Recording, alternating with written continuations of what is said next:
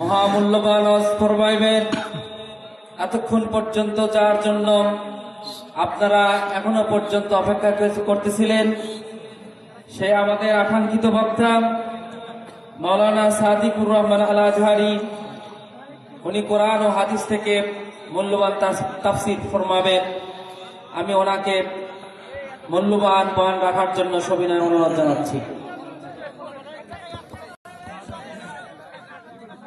السلام عليكم ورحمة الله وبركاته.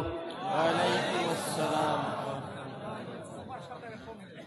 إن الحمد لله حمدا يليق بجلاله وكماله سبحانه وتعالى، له الحمد في الأولى والآخرة، وهو على كل شيء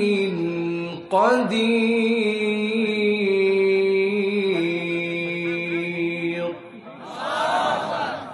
اللهم إنا نشهدك ونشهد ملائكتك وحملة عرشك وجميع خلقك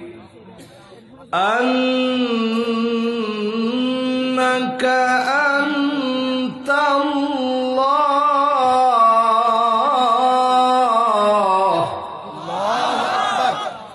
لا إله إلا أنت، فهو الواحد الأحد الفرد الصمد الذي لم يلد ولم يولد ولم يكن له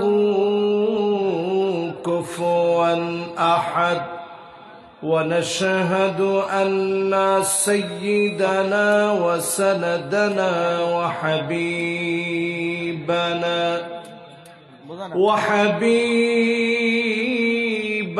ربنا وطبيبنا وطبيب قلوبنا محمد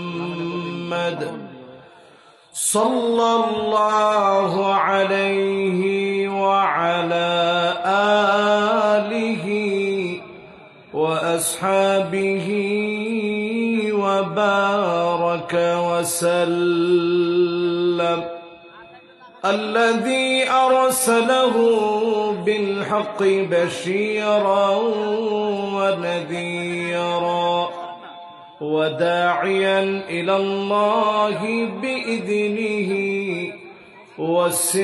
وسراجا منيرا. فقد قال الله تعالى في كلامه المجيد وفي فرقانه الحميد. সবাই মিলে পড়ে আউযু বিল্লাহি মিনাশ শাইতানির রাজীম। বিসমিল্লাহির রাহমানির রাহিম।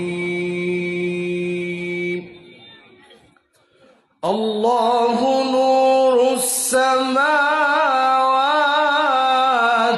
ওয়াল আরদ মাসালু নূরিহি কামিশকাতিন ফিহা মিসবাহ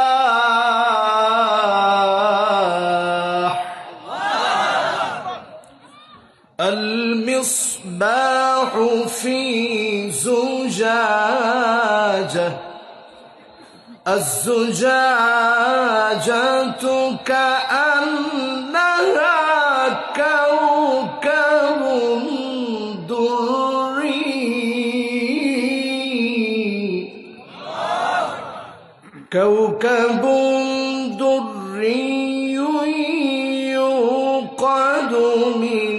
شجرة مباركة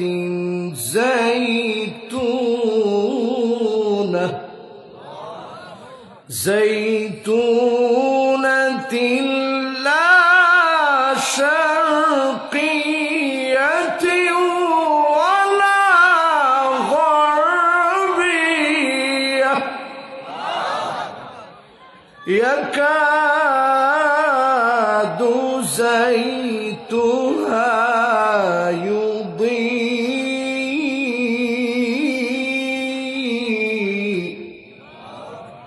ولو لم تمسسه نار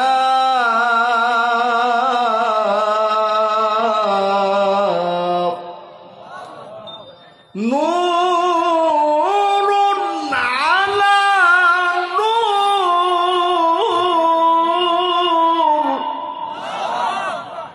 يهدي الله لنوره من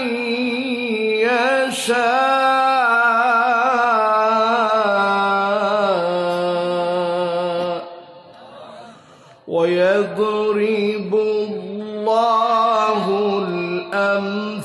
الأمثال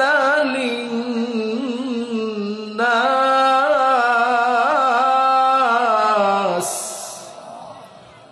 والله بكل شيء عليم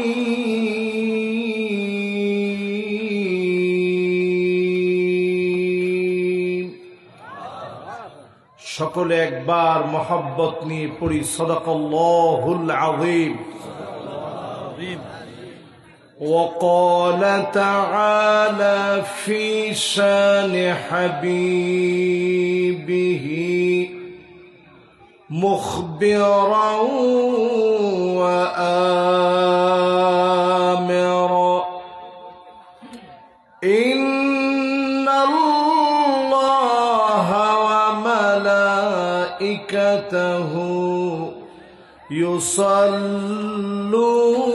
يصلون على النبي يا أيها الذين آمنوا صلوا عليه وسلموا تسليما اللهم صل على محمد وعلى آل محمد كما صليت على إبراهيم وعلى آل إبراهيم إنك حميد مجيد اللهم بارك على محمد وعلى آل محمد كما باركت على إبراهيم وعلى آل إبراهيم إنك حميد مجيد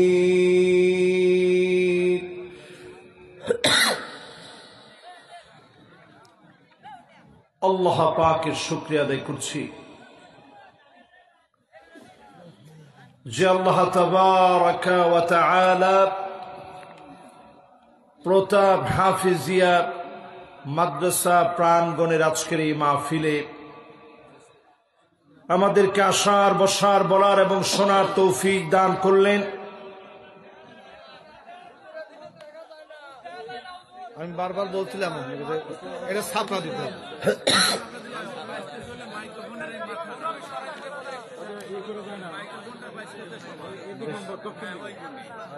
বাঁকা করে দাদায় হবে না।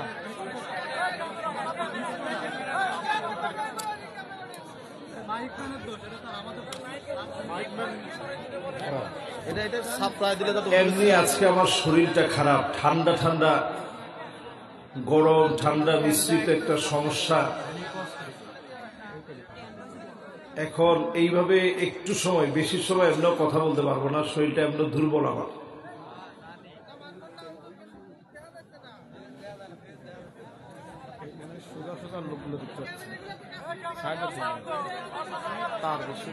এখন আমি এই জন্য আসলে দেখেন কষ্ট লাগে, আসলে এরাও দূর দারাজ থেকে কষ্ট করে আসে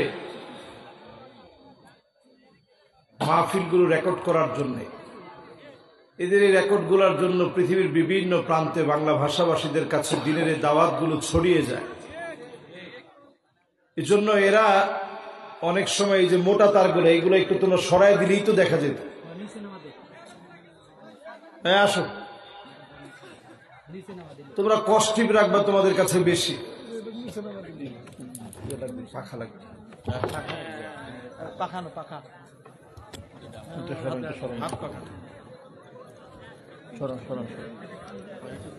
এটা যদি আপনাদের একটু ডাউন হতো না, এটা আর হবে না, এটা ফিক্সড তো, কিন্তু এটা আরো তো পাওয়া যায় অনেক। এটা ছোট করতে হুজুরের চেহারাতে আপনাদের আগে মাইকে কিছু বুঝতে পারে, এটা তাহলে সুন্দর। কালো মোবাইল। আচ্ছা, ইনশাল্লাহ আমরা সবাই ধৈর্য ধারণ করে বসি, ইনশাল্লাহ আল্লাহ তাআলা বরকত দান করে দিবেন ইনশাল্লাহ। আজকের এই মাহফিল মুবারক আয়োজন, সুন্দরতম আয়োজনটা সুন্দর হোক আমরা চাই তো ইনশাল্লাহ। সবাই চান? একটু আওয়াজ করে বলেন, সবাই চান? যারা যারা আমরা চাই, এটা কিন্তু আজকে আমার নতুন আশা না, এখানে আমি আরো কয়েকবার আসছি। আজকে আপনাদের হাফেজ সাহেব ঠিক যেই জায়গা থেকে তেলাওয়াত করেছে, এই জায়গাটা কোরআনের একটা কঠিন জায়গা। আজকে এই জায়গা থেকে একটু তাফসীর করব, যদি আল্লাহ তৌফিক দান করেন। ইনশাআল্লাহ পড়েন, সবাই একটু আওয়াজ করে পড়েন ইনশাআল্লাহ। বাস, মাশাআল্লাহ। এখন কি আপনারা দেখতে পাচ্ছেন?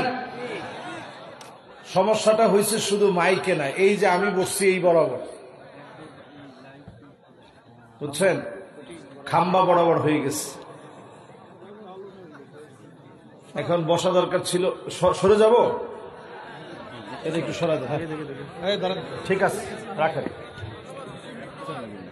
একটু সরা।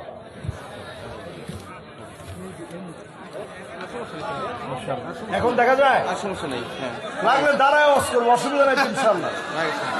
ইনশাআল্লাহ। এই যে এখন আমার শরীর ভালো লাগতেছে আলহামদুলিল্লাহ।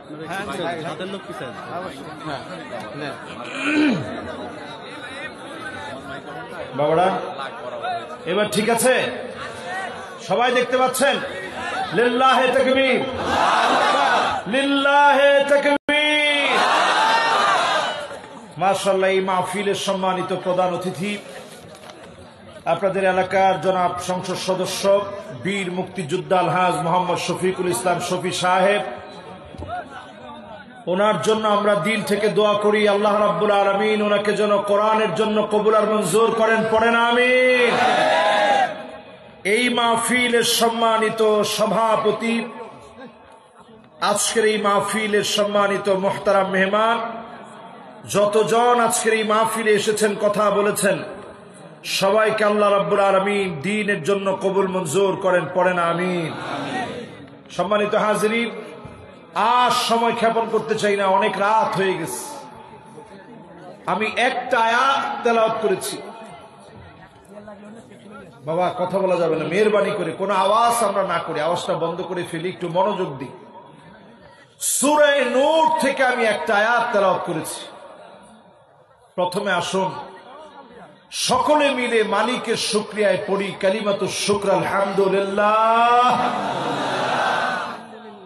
আল্লাহ পাকের প্রশংসা আদায় করে দরুদ এবং সালাম পড়ছি সাইয়্যিদুল মুরসালিন, খাতামুন নবিয়্যিন, ইমামুল মুরসালিন ওয়ান নবিয়্যিন, আফতাবুন নবুওয়া, শাহিনশাহে দু জাহান, আকে নামদার, তাজদারে মদিনা, আহমদ মুহাম্মদ মুস্তাফা সাল্লাল্লাহু আলাইহি ওয়াসাল্লামের উপরে আল্লাহ পাক আমাদের দরুদ এবং সালামকে কবুল আর মঞ্জুর করুক, পড়ি আমিন।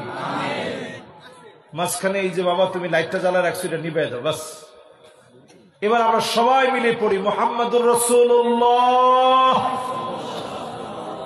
সাল্লাল্লাহু আলাইহি ওয়াসাল্লাম।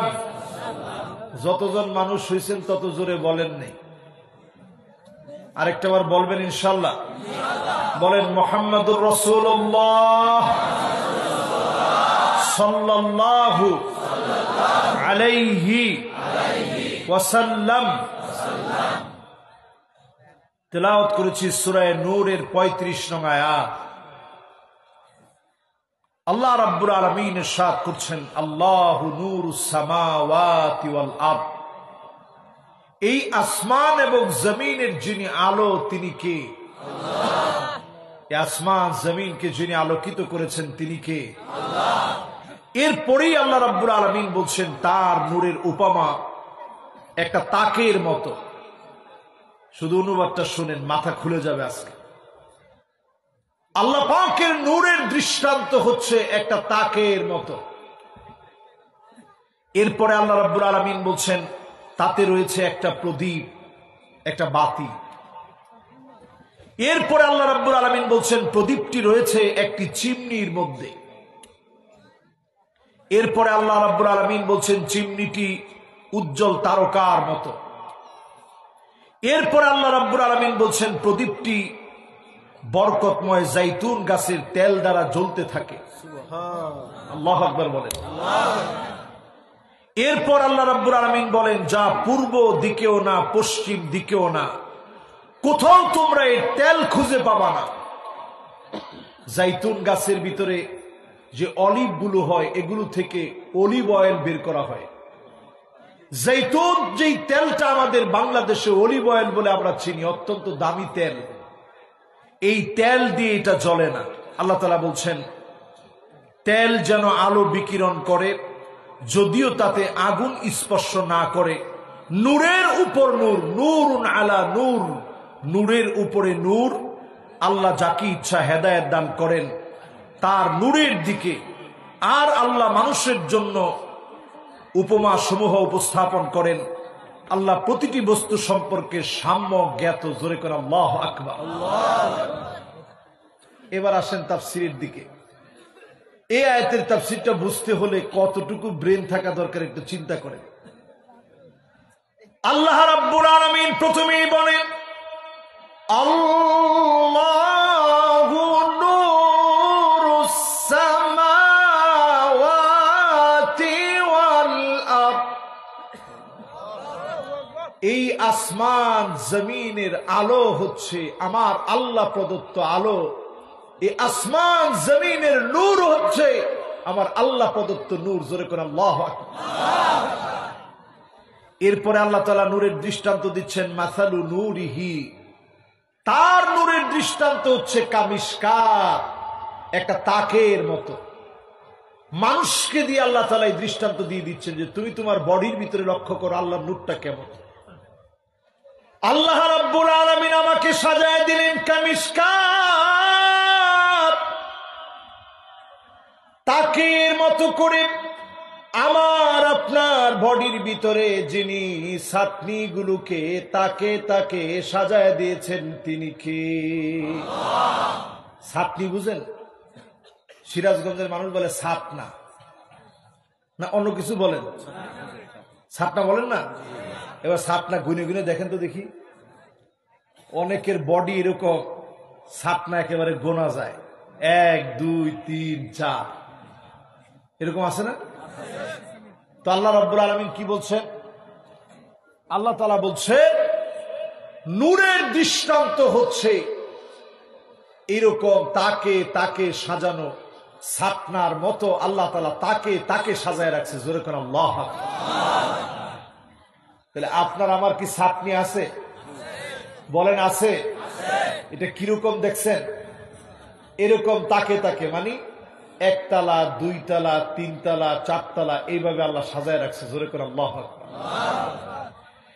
এরপরে আল্লাহ রাব্বুল আলামিন বলেন ফিহা মিসবাহ,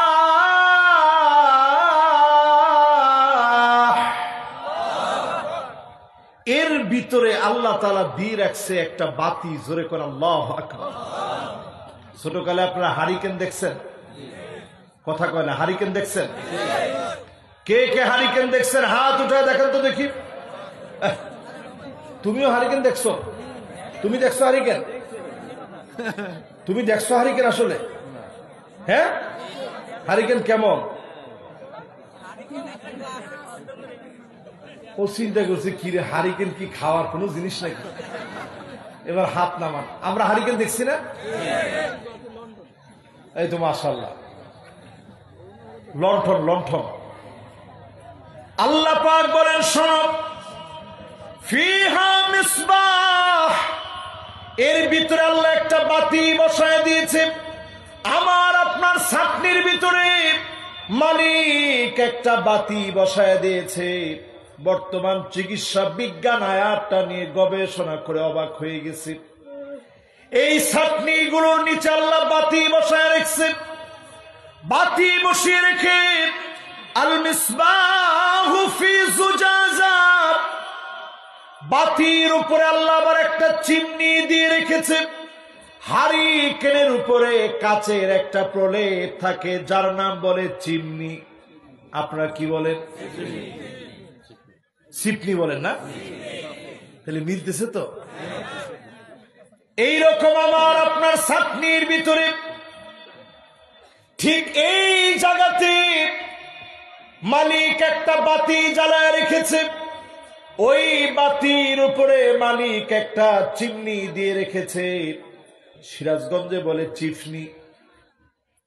এতটুকু পর্যন্ত মিলছে তো?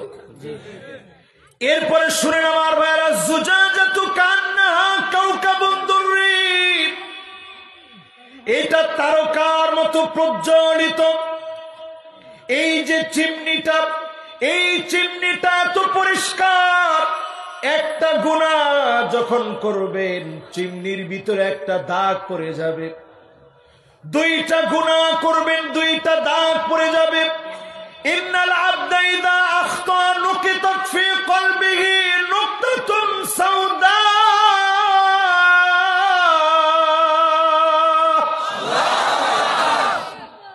একটা গুনাহ করলে একটা দাগ পড়ে যাবে।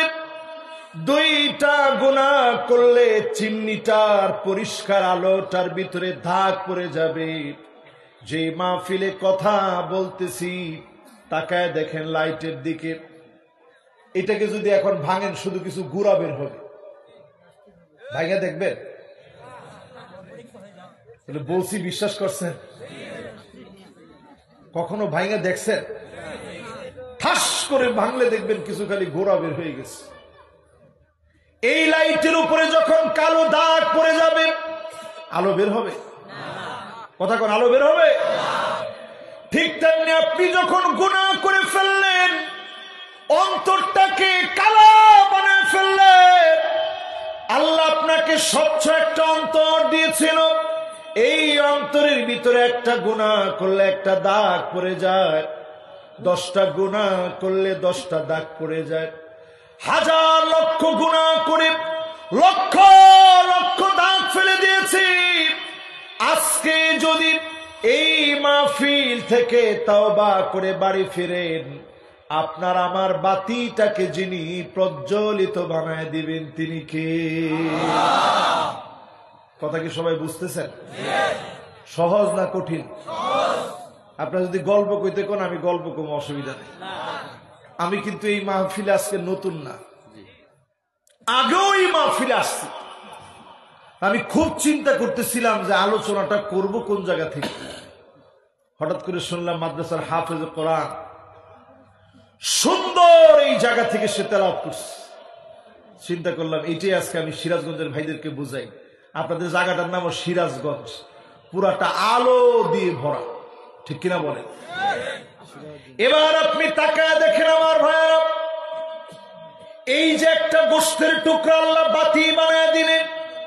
ইযা সলুহাত সলুহাল জাসাদু কুল্লু ওয়া ইযা ফাসাদাত ফাসাদাল জাসাদু কুল্লু, এই জায়গা যদি পরিষ্কার হয়ে যায়, পুরাটা দেহকে যিনি পরিষ্কার বানায় দিবেন তিনি কে? এজন্য আল্লাহর হাবিব বারবার বলেছেন, ইত্তাকিল মাহারিম তাকুন আবাদান নাস, শুধুমাত্র আল্লাহকে ভয় করো, ভয় করার মতো ভয় করেন, যিনি আপনাদেরকে ওলিদের ওলি বানায়া দিবেন তিনি কে? তাহলে বলেন তো ছাটনির নিচে কি? অস্ত্র ভুলে গেছে, সিফনি। ছাটনির নিচে কি? বাতি। বাতির উপরে কি? আরে কথা কয় না কি? এরপরে শুনেন আল্লাহর বক্তব্য কি।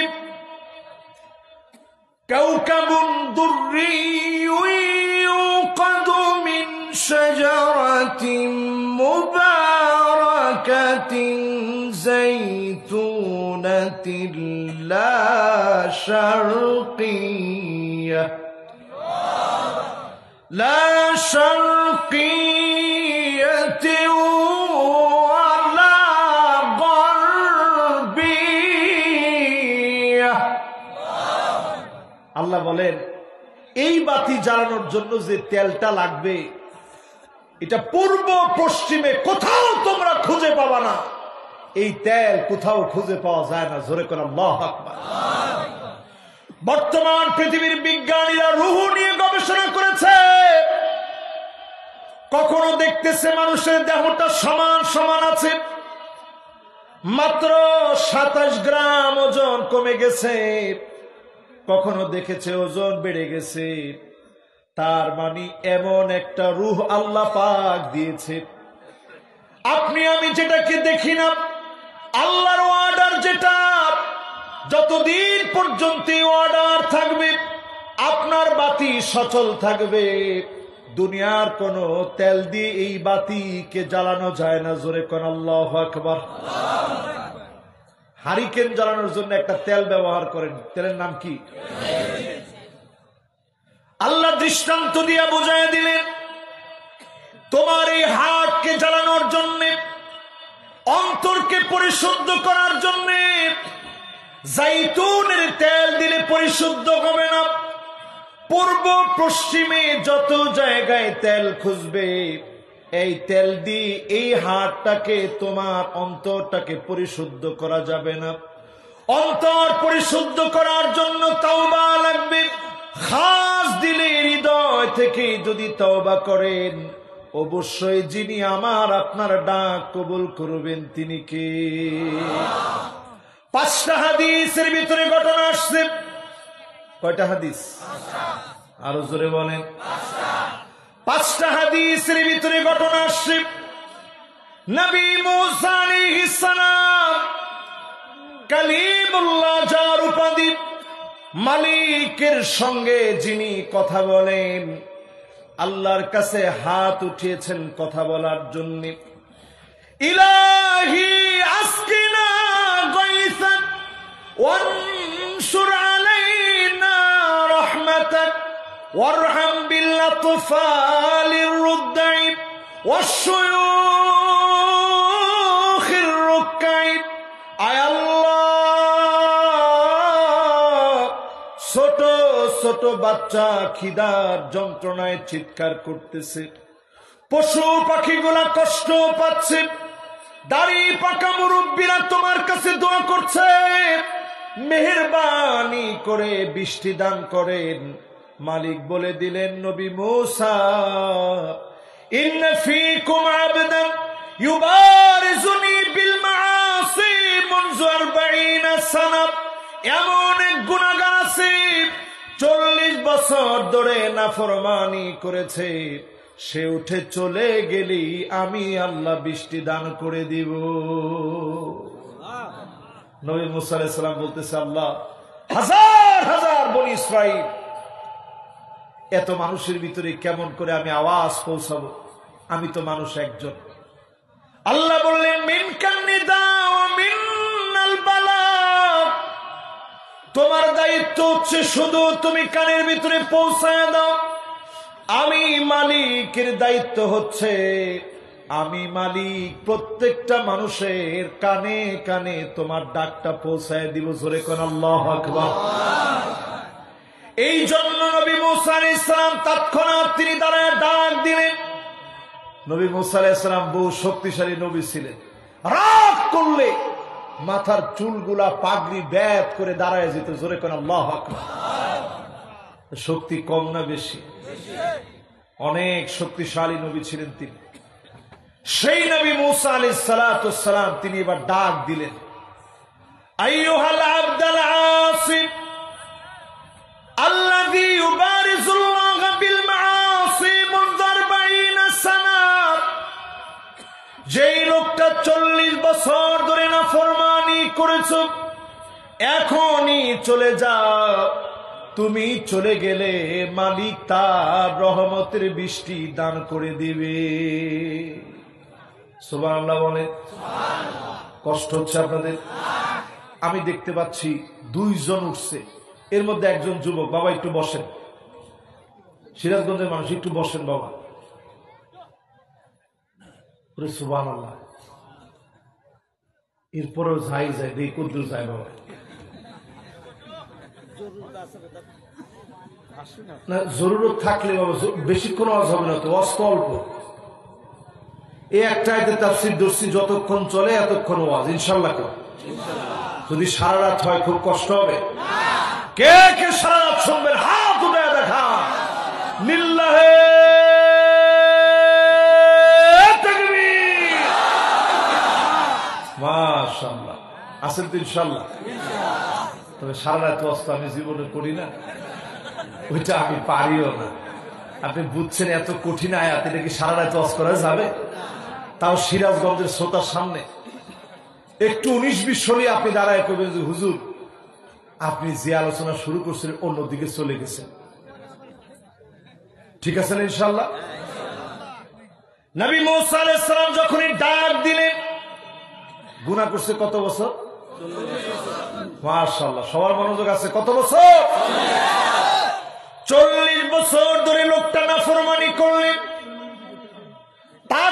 তাকে সাজানো এই আত্মাটাকে গুনাহ করতে করতে কালো বানায় ফেলেছে। 40টা বছর ধরে গুনাহ করেছে। গুনাহ করতে করতে বাতিকে কালো বানিয়ে ফেলেছে। চিমনিটা কালো হয়ে গেছে। চিমনি কালো হয়ে গেলে আপনারা কি করেন? কি দিয়া? হ্যাঁ, নেকড়াটা নিয়ে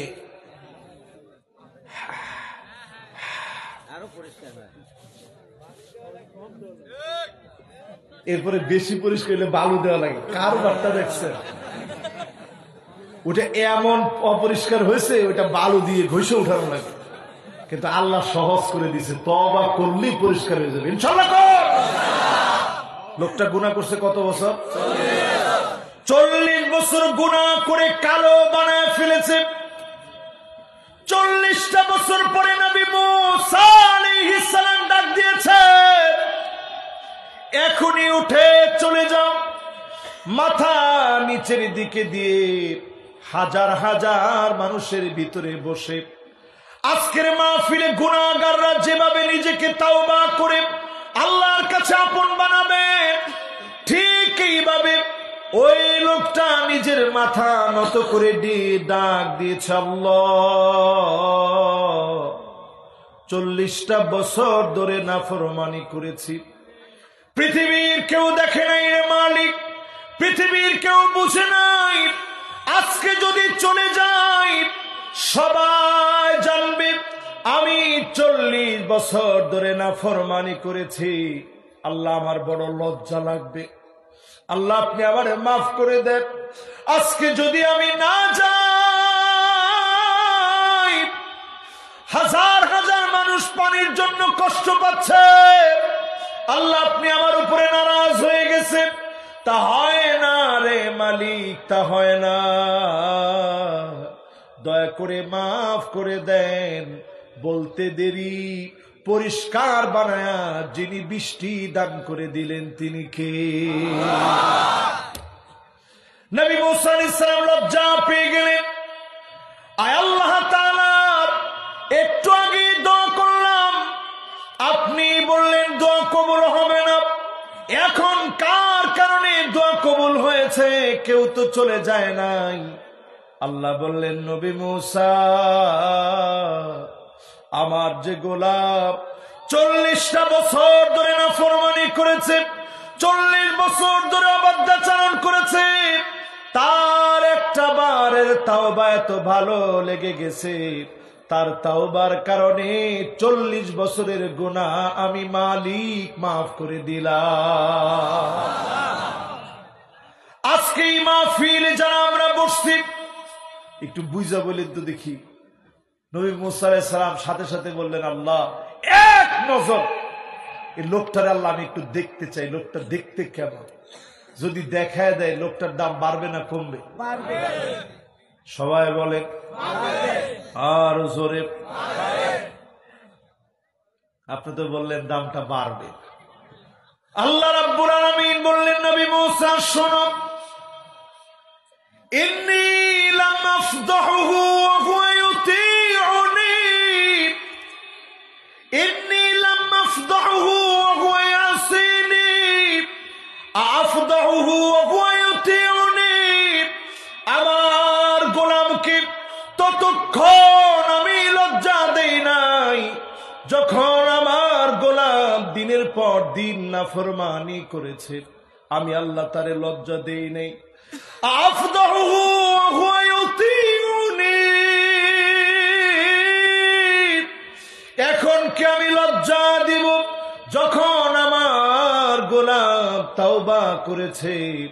এখন তো আমি আমার গোলামকে লজ্জা দিতে পারি না। জোরে কোন আল্লাহু আকবার। 40 বছরের গুনাহ এক তাওবায় মাফ হয়ে গেল। চিমনির উপরে যে দাগগুলো পড়ল, একটা তাওবার কারণে যিনি মাফ করে দিলেন তিনি কে? আপনারা কি কথা বুঝতেছেন সবাই? তাহলে বলেন, আমার ছাতনির নিচে কি আছে? 2 জন যুবক বাবারা, পিছনের যুবকরা বসো বাবা, বসো বসো। আমার মাহফিলে যাওয়ার কিন্তু কোনো ছুটি নেই। ও মাশাআল্লাহ, 2 জন গেছে, 10 জন আসতেছে। আসেন।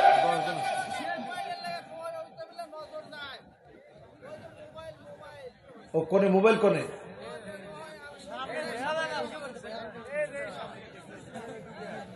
এটা কারণে ওটা থাকবে, ওটাও দেয়। ঠিক আছে তো? ঠিক আছে তো ইনশাল্লাহ? কষ্ট হচ্ছে না তো আপনাদের? আল্লাহ রাব্বুল আলামিন ছাতনির ভিতরে আল্লাহ পাক বাতি জ্বালায় দিলেন, বাতির উপরে আল্লাহ চিমনি দিয়ে দিলেন, চিমনিটা দিয়ে বাতিকে আল্লাহ পাক প্রজ্বলিত করে দিলেন। এরপরে আল্লাহ পাক বলেন, ইয়াকাদু যাইতুহা ইউদি,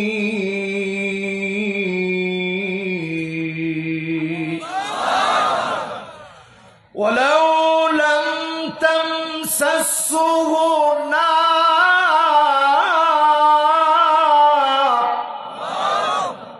কোন আগুন লাগে না, আগুন ছাড়াই বাতি জ্বলে। এই আয়াতটা নাস্তিকরা পড়ার পরে ভুল ধরার চেষ্টা করে, কি বলে পৃথিবীর কোথাও নাকি জাইতুনের তেল পাওয়া যাবে না, এটা কেমন কথা? আল্লাহ বুঝায় দিলে, আজকে যদি আপনি মারা যান, কোন তেল দিয়ে আপনাকে সচল বানানো যাবে না। আপনি যদি আজকে মরে যান, লাশ হয়ে যাবে, নাম নিশানা সব মুছে যাবে। একমাত্র যিনি আমাদেরকে আবার জীবিত করবেন তিনি কে?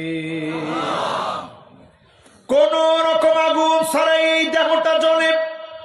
এই দেহটাকে প্রতিনিয়ত মালিক জ্বালান, প্রজ্বলিত করেন, আলোকিত করেন।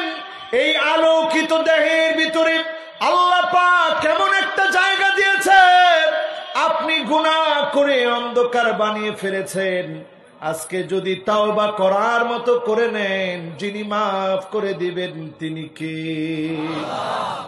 তবে তাওবা করার কিছু শর্ত আছে, বলবো ইনশাআল্লাহ। 1 নম্বর শর্ত হচ্ছে রুজু মিন সিফাতিন মাযমুমাতিন ইলা সিফাতিন মাহমুদা, খারাপ কাজ থেকে নিজেকে ফিরে আনবেন। আগে যেমন খারাপ কাজের ভিতরে দেখতেন, এখন নিজেকে ভালো কাজের মধ্যে দেখবেন। যখনই আপনি নিজেকে ভালো কাজের মধ্যে পাবেন, বুঝবেন যিনি আপনার তওবা কবুল করে নিয়েছে তিনি কে। তওবা করার শর্ত হচ্ছে আন্নাদাম, নিজেকে লজ্জিত বানায়া মালিকের সামনে দণ্ডায়মান হবেন, চোখের পানিগুলো ছেড়ে দিবেন, আল্লাহর কাছে কাঁদবেন, খাস দিলে তওবা করে নিবেন। যিনি আপনাকে মাফ করে দিবেন তিনি কে? তবে কারো সঙ্গে আপনি জুলুম করলেন, কান খারাপ আছে তো? এরকম জালেম সমাজের ভিতরে আছে না নাই? আপনি কারো সঙ্গে জুলুম করলেন, লোকটা হায়াতে জীবিত আছে, তার হাত ধরে গিয়ে বলেন, ভাই আপনার সঙ্গে জুলুম করে ফেলেছিলাম, মাফ করে দেন, প্রয়োজনে আমার কাছ থেকে আপনি প্রতিশোধ গ্রহণ করে নেন। আল্লাহর নবী বিশ্ব নবী ইন্তেকালের আগে বললেন, দাঁড়িয়ে থেকে তিনি বললেন, তোমাদের কারো উপরে যদি আমি জুলুম করে থাকি, ফালিয়াক্তাসু মিন্নি ক্বাবলাল কিসাস ইয়াউমাল কিয়ামাহ, কিয়ামতের দিন আল্লাহ চুলচেরা বিচার করবেন, হিসাব নিকাশ চুলচেরা হবে। সেই হিসাবের আগে আমার বিচার তোমরা করো। কারো উপরে যদি সামান্য জুলুম করে থাকি, কান্নার রোল পড়ে গেল সাহাবায়ে কেরামের মধ্যে, সবাই মাথা নিচের দিকে দিয়ে রাখলে। আল্লাহর নবী আবার বললেন, কারো উপরে যদি কোনো জুলুম করে থাকি, তিল পরিমাণ যদি কোনো জুলুম করে থাকি, প্রতিশোধ নিয়ে নাও। ফালিয়াক্তাসু মিন্নি ক্বাবলাল কিসাস ইয়াউমাল কিয়ামাহ, কিয়ামতের দিনে মালিক হিসাব নেবেন, তার আগে আমার হিসাবটা নিয়ে নাও। আজকে যদি আমরা জালেমদের দিকে তাকাই, অধিকাংশ জালেম দেখবেন 4 কারণে জুলুম করে। কয় কারণ? আর আসতে বলেন, কয় কারণ? অন্তরগুলা কালো হয়ে গেছে। জুলুম করে 4 কারণে। 1 নাম্বার কারণ হচ্ছে জালেমের যখন টাকা হয়ে যায়, কি হয়? আমার ঠিক তো জোরে কইলেন না, আর আসতে বলেন।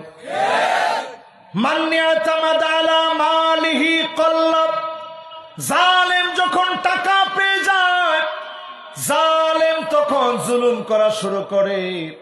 জালেমের মনে তখন থাকে না কারণকে যিনি ধ্বংস করে দিয়েছেন তিনি কে।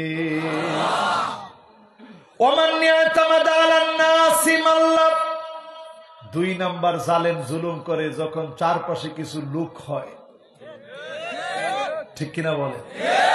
নেতা তোমার ভয় নাই, রাজপথ ছাড়ি নাই, তখন নেতার ভিতরে আসতে শয়তান উস্কানি দিতে থাকে, ঠিক কিনা বলে? ঠিক তো জোরে কম নেই। তাহলে 1 নাম্বার জুলুম করে কেন? কিসের জন্য? 2 নাম্বার কেন? একটু চারপাশে লোক হলেই জালেম জুলুম করা শুরু করে দেয়, ঠিক কিনা বলে? 3 নম্বরে মিলা দেখেন, একটু জ্ঞান যখন হয়, অনেক জ্ঞান পাপী তসলিমা নাসরিন, হুমায়ুন আজাদ, শামসুর রহমান, এইরকম নাস্তিক যারা হয়, জ্ঞানের জন্য তারা ইসলামের বিরোধিতা করে, ঠিক কিনা বলে? আমরা দেখেছি আমাদের বাংলাদেশে আসিফ মাহতাব নামে একজন শিক্ষক গোটা জাতিকে দেখাই দিছে প্রতিবাদ কারে বলে। 7ম শ্রেণীর বইয়ের পৃষ্ঠা এইভাবে ছিঁড়ে দেখাইছে যে এইরকম সিরা এরপরে ফেলে দিয়ে 80 টাকার বই আবার ফেরত দিয়ে আসবেন, ঠিক কিনা বলে? এই প্রতিবাদের পরে শাহরিয়ার কবিরের মতো কিছু ইসলাম বিদ্বেষী, কুলাঙ্গার, বেঈমান, দ্বীন পাপী, জ্ঞান পাপী ইসলামের বিরুদ্ধে তারা দাঁড়িয়ে গেছে, ঠিক কিনা বলে? এদের বক্তব্য কি? এরা এখন বক্তব্য দিচ্ছে যে এই কোরআন দিয়ে রাষ্ট্র চালানো যাবে না। এই কোরআন দিয়ে রাষ্ট্র চালানো, এই পৃথিবীতে কি কোরআন দিয়ে রাষ্ট্র চলছে এরকম দৃষ্টান্ত আছে নাকি? আরে কি বলেন, আছে? এই পৃথিবীর জাহিলিয়াতের বর্বর মানুষকে সমৃদ্ধ ইতিহাসের সাক্ষী কোরআন বানিয়েছে। গোটা দুনিয়াতে দিনের সৌন্দর্য কোরআন ফুটেছে। আজকেও যদি কোরআনের কাছে আসেন, যিনি সেরা বানায় দিবেন তিনি কে? কয় কারণে মানুষ জুলুম করে? আরো জোরে বলেন। এক নাম্বার কি? অস্ত্র এখন দেখি পুরা মুখস্থ হয়ে যাচ্ছে আপনাদের। এক নাম্বার কারণ কি? 2 নাম্বার কারণ কি? ওই যে নেতা তোর ভয় নেই, এই কইছি না? আরে এটা তো উদাহরণ দিছি। ও যদি এরকম আপনারা মনে করে নিয়ে যান তো উপায় আছে? বলেন 2 নাম্বার কি? এই যে আশেপাশে কিছু লোক বলে, নেতা এখানে মাহফিল হচ্ছে, উস্কানিমূলক কথা হতে পারে, আপনি বাধা দিয়ে দেন। ঠিক কিনা বল? তোর নেতা তুই করছিস, ঠিক আছে বাধা দিলাম। এই যে চারপাশের কিছু লোকের কারণে ইসলামের বিরুদ্ধে আপনি দাঁড়াইলেন, চরম জালেম হিসেবে আপনি চিহ্নিত হলেন। ঠিক কিনা বল? আমি কি বুঝাইতে পারতেছি আপনাদেরকে? 3 নাম্বার জানি কি? এই যে একটু আকল হইলেই অনেকে দেখবেন আরে হুজুররা কি জানে। আমরা দেখছিলাম এক জ্ঞান পাপিরে, সে বলছে ইনশাআল্লাহ সংবিধানে বিসমিল্লাহ থাকবে না। ইনশাআল্লাহ বলে সংবিধানে বিসমিল্লাহ থাকবে না। আমি আল্লাহর কাছে বলতেছিলাম, আল্লাহ ওর জুতার পিটা না জানি কেমন হয়। তো কয়েকদিন তার পাগলামি খালি দেখতেছিলাম আর শুনতেছিলাম আর চিন্তা করতেছিলাম, আল্লাহ কেমন জুতা দিয়ে না জানি পিটানো হয়। দেখি সকাল বেলাও সে বক্তব্যের ভিতরে খুব হুমকি দুমকি দিচ্ছে। সে বক্তব্যে বলছে, আসেন হুজুররা বাহাস হবে। আলিব্বা তাসা কি খালি আপনারা পড়ছেন? আমি চিন্তা করলাম, আল্লাহ আজকে একটা পতন তারে দিয়ে দিও। সারাদিন শুনলাম বাহাস বাহাস, রাত্রে বেলায় শুনি পাগলার কল রেকর্ড ফাঁস। ঠিক কিনা বলে? সংসদে দাঁড়ায় একজন, উনি সিয়াসিটটা সব পড়ে ফেলছে। নামটা নিয়ে উনি সংসদে সব সিয়াসিটটা পড়ে ফেলছে বলে ওইখানে ঘোষণা পর্যন্ত দিচ্ছে। এত বড় হাদিস যে মহিলা পড়ছে, হাদিস বিশারদ, হাদিস বেত্তা, সে নিজে তার জবানে বলছিল যে ফেল করবে তারে দাওয়াত করে খাওয়াবে। ঠিক কিনা বলে? এই জন্য জ্ঞান আল্লাহ যতটুকু দিয়েছে, অনেক জ্ঞানের মালিক আমি হই নাই, ইল্লা কালিল, খুব সামান্য জ্ঞান আল্লাহ দিয়েছে। এই জ্ঞান দিয়ে সারেন্ডার হয়ে যাবেন, বলবেন আসলামতু লিরাব্বিল আলামিন। মালিক আপনার জন্য সারেন্ডার হয়ে গেলাম, আমি নিজেকে নত করে দিলাম। যখনই আপনি নিজেকে সারেন্ডার করবেন, নত হয়ে যাবেন, আপনার কাছে হেদায়েত চলে আসবে। যিনি আপনাকে কবুল করবেন, দাগগুলা অন্তর থেকে উঠায় দিবেন, তিনি কে? 3টা গেস। এবার 4 নাম্বার। কয় নাম্বার? মনোযোগ আছে সবার? 4 নম্বরে কেউ যদি মনে করে ক্ষমতার চেয়ার একবার পেয়েছি, বক্তব্য দিতে একবার বসছি, কেউ আমাকে বক্তব্যের চেয়ার থেকে উঠাতে পারবে না, জনগণ টেনে হিসেবে তাকে উঠাবে। ঠিক কিনা বলে? আমি কিন্তু অন্য কারো কথা বলি না, আমার নিজের কথা বলতেছি। এখন ফজর পর্যন্ত যদি আমি বসে ওয়াজ করতে থাকি, যুবকরা টাইনে নামাবে যে হুজুর মাথায় কি ডিস্টার্ব হয়েছে নাকি? তো শুরু করছেন কি আপনি? তো সেই কথা আমি বলছি আপনাদেরকে, ক্ষমতার চেয়ার কোনোদিন স্থায়ী না, বক্তব্যের চেয়ারও স্থায়ী না। যখনই আপনি মনে করবেন এই চেয়ারে বসছেন, জীবনে কোনোদিন নামাবে না, টেনে হিসড়ে ইজ্জত নষ্ট করে নাস্তানাবুদ করে ডাস্টবিনে নিক্ষেপ করা হবে, ঠিক কিনা বলে? এই যে চারটা কথা বললাম, চারটার সঙ্গে সমাজের মিল আছে না নাই? 1 নাম্বার, 2 নাম্বার, 3 নাম্বার, 4 নাম্বার, এই যে ক্ষমতার চেয়ার, এই কোনটাই থাকবে না। আমার এই জায়গাটা কোন জায়গায় এবার একটু মিলাই দেয়। ওয়ামান ইয়াতামাদা আলাল্লাহি ফালা কাল্লা ওয়ালা মাল্লা ওয়ালা দাল্লা ওয়ালা যাল্লা। যদি আপনি আল্লাহর উপরে নির্ভর করেন, টাকা লাগবে না, চারপাশের লোক লাগবে না, তেমন জ্ঞানী হওয়া লাগবে না, ক্ষমতার চেয়ার লাগবে না, পাগড়িওয়ালা আফগানের মুজাহিদদেরকে যেইভাবে আল্লাহ ইমারত ইসলামী দিয়েছে, দিক দিগন্তে কালেমার বিজয় দিয়ে দিবে, ঠিক কিনা বলে? বিশ্বাস হয়? পাগড়িওয়ালা বুঝেন কারা? 5 বছর আগে যদি আমি এই ওয়াজ করতাম, ওইখানে আমার ভাইরা দাঁড়ায় থাকতো, মাহফিলটা শেষ করে যাওয়ার সময় বলতো, হুজুর উঠেন। কি কই যাও? বলতো, হুজুর একটু চলেন, আফগানিস্তানের কথা বলছেন, সাহস তো কম না আপনার। কিন্তু এখন গলা ফাটি আফগানের কথা বলা যায়, ঠিক কিনা? গোটা দুনিয়াকে পাগড়িওয়ালারা দেখায় দিয়েছে অর্থনৈতিক সমৃদ্ধি কাকে বলে, মুদ্রার মানকে তারা উন্নীত করেছে।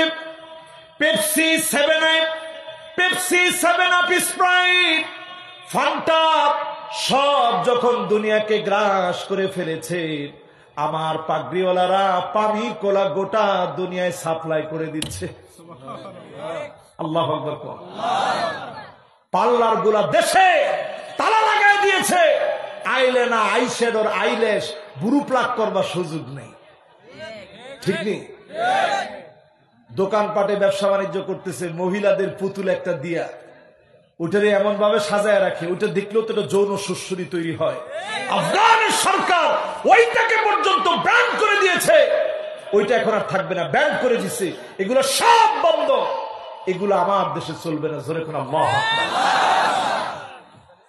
এই মাহফিলের বিষয় আজকে বলি আমার ভাইরা শুনেন, কোরআনের রাত যদি জমিনে কায়েম হয়ে যায়, আজ আফগানিস্তানের মুসলমানরা দেখিয়েছে, একদিন 2 দিন না, যুগের পর যুগ তারা মার খেয়েছে। আমেরিকা তাদেরকে মেরেছে, মালিক দেখা দিয়েছে, যেই জমিনে রক্ত ঝরে, ওই জমিনে যিনি ইমারত ইসলামকে প্রতিষ্ঠা করে দেন তিনি কে? আমার দেশে অনেক রক্তের সাক্ষী আছে, আমার দেশ অনেক রক্তের বিনিময়ে অর্জিত, দ্বীনের জন্য অনেক রক্ত আমার বাংলাদেশে ঝরেছে। শুধু যদি আমরা ইসলাম বুঝি, ঐক্যবদ্ধ হয়ে যায়, এমন সময় আসবে কালেমার পতাকা দিক দিগন্তে উড়বে, কেউ আটকা দিতে পারবে না, পারবে না এবং পারবে না, ঠিক কিনা বলেন? সবাই রাজি আছেন ইনশাআল্লাহ? তাহলে বলেন তো দেখি, কয় কারণে মানুষ জুলুম করে? 1 নাম্বার, 2 নাম্বার, 3 নাম্বার, 4 নাম্বার। আমাদের জায়গাটা জানি কোনটা? জিজ্ঞেস আমাদের জায়গা কোনটা? সবগুলো। আমাদের জায়গা হচ্ছে আমরা একজনের উপরে নির্ভর করি, তিনি কে? কথা কি বুঝতে পারতেছেন সবাই? এবার আসেন আমার ভাইয়েরা, আল্লাহ রাব্বুল আলামিন বলছেন, ইয়াহদিল্লাহু লিনূরিহি মান ইয়াশা।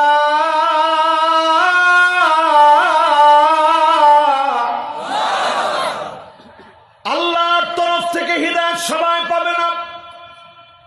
এই হিদায়াত যিনি আপনাকে দিবেন, যদি পছন্দ করে দিয়ে ফেলেন, যিনি আলোকিত মানুষ বানায় দিবেন তিনি কে? এই হেদায়েত সবার ভাগ্যে নসিব হয় না, এই হেদায়েত সবাই পায় না। হেদায়েত তারা পাবে যারা দিন জানার জন্য, দিন মানার জন্য আসবে, খাস মনে খালেস দিনে যারা চাবে, খালেস দিনে যারা তাওবা করবে, মালিকের কাছে নিবেদন করবে, তাদেরকে যিনি ডেকে ডেকে হেদায়েত দান করে দিবেন তিনি কে? হেদায়েতের দাম কম না বেশি? আর আসতে বলেন। আব্দুল্লাহ জুল বাজাদাইনের নাম শুনেছি আমরা। যুবক আব্দুল্লাহ আল্লাহর নবীর কাছে আসার আগে চাচার কাছে বড় হয়েছেন। চাচাকে যখন বলেছেন, চাচারে আমার কাছে ইসলামকে সঠিক বলে মনে হয়, আর দেরি করতে চাই না, কালেমা পড়ব, মুসলমান হব। সঙ্গে সঙ্গে চাচা আব্দুল্লাহ জুল বাজাদাইনের কাপড় চোপড় গুলো খুলে ফেললেন, কাপড় গুলা রেখে দিলেন। উলঙ্গ অবস্থায় লজ্জাস্থান দেখে মায়ের সামনে এসে দাঁড়ালেন। মা, আমি আল্লাহর নবীর কাছে যাব, কালেমা পড়ব। এই দৃশ্য দেখে মা একটা কম্বল তার দিকে ফেলে দিলেন, ছুঁড়ে মারলেন, কম্বলটা নিয়ে টেনে দুইটা ভাগ করলেন, লজ্জাস্থান ডাকলেন, গায়ের মধ্যে কম্বল জড়া নবীজির সামনে চলে গেলেন। আল্লাহ নবী দেখে বললেন, কে গো তুমি, কি তোমার পরিচয়? পরিচয় দিয়ে বললেন, নবীজি আমি কালেমা পড়তে এসেছি। আল্লাহ নবী বললেন, তোমার নাম আব্দুল্লাহ, তুমি আল্লাহর গোলাম। আব্দে শামস তোমার নাম হতে পারে না, আজ থেকে তুমি আল্লাহর গোলাম। তোমার উপাধি হলো দুই টুকরা কম্বল নিয়ে এসেছ। জুলবাজাদাইন হিসাবে নবীজি উপাধি দিয়ে দিলেন। বলেন আল্লাহু আকবার। তাবুকের যুদ্ধের দামামা বেজে উঠেছে। আব্দুল্লাহ কোন যুদ্ধে যেতে পারেন নাই, মাত্র কালেমা পড়েছে। তাবুকের প্রান্তে চলে গেলেন।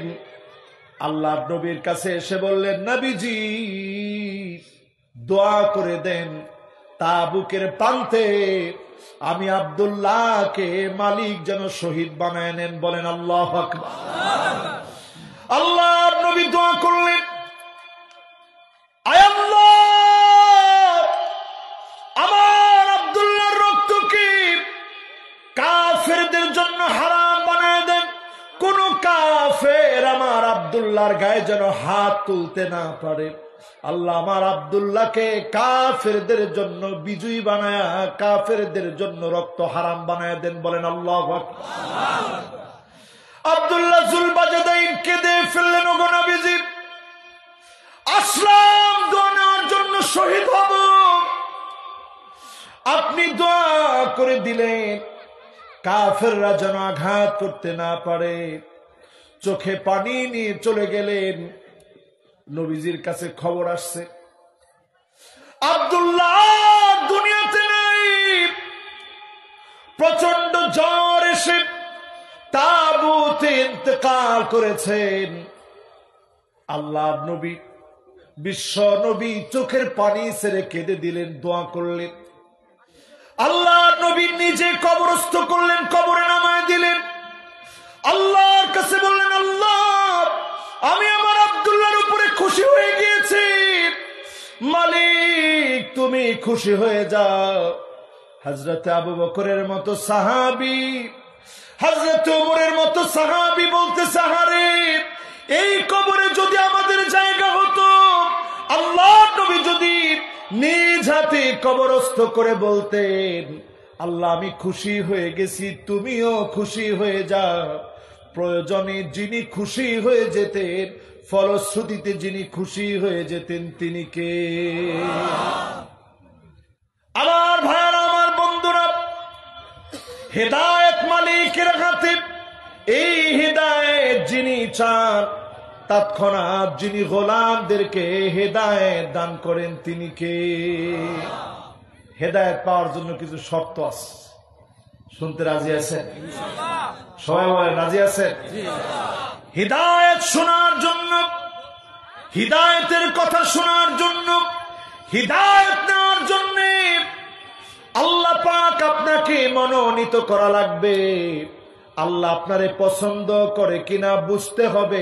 পাঁচটা আলামত দিয়ে জোরে বলেন কয়টা? আর জোরে জোর হলো না। পাঁচটা আলামত। এই পাঁচটা আলামত আমরা শুনবো তো ইনশাল্লাহ। এক নম্বর আলামত, আপনি আল্লাহর পছন্দের হয়েছেন কিনা, হেদায়েতের উপরে আছেন কিনা বুঝবেন কেমনে? একটু এক নম্বর আলামতটা দিয়ে টেস্ট করেন। এক নম্বর আলামত হলো, মানুষ যখন আপনাকে ভালোবাসবে, হুব্বুন নাস, মানুষ যখন আপনাকে ভালোবাসবে, আপনি বুঝে নিবেন যিনি আপনাকে ভালোবেসে ফেলেছেন তিনি কে।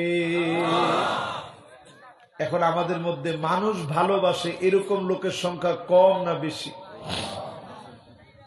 নেতা ডান দিক দিয়ে যায়, কর্মী বাম দিক দিয়ে হাতে, আর কয় আল্লাহ তার সামনে তুমি আমারে ফেলো না।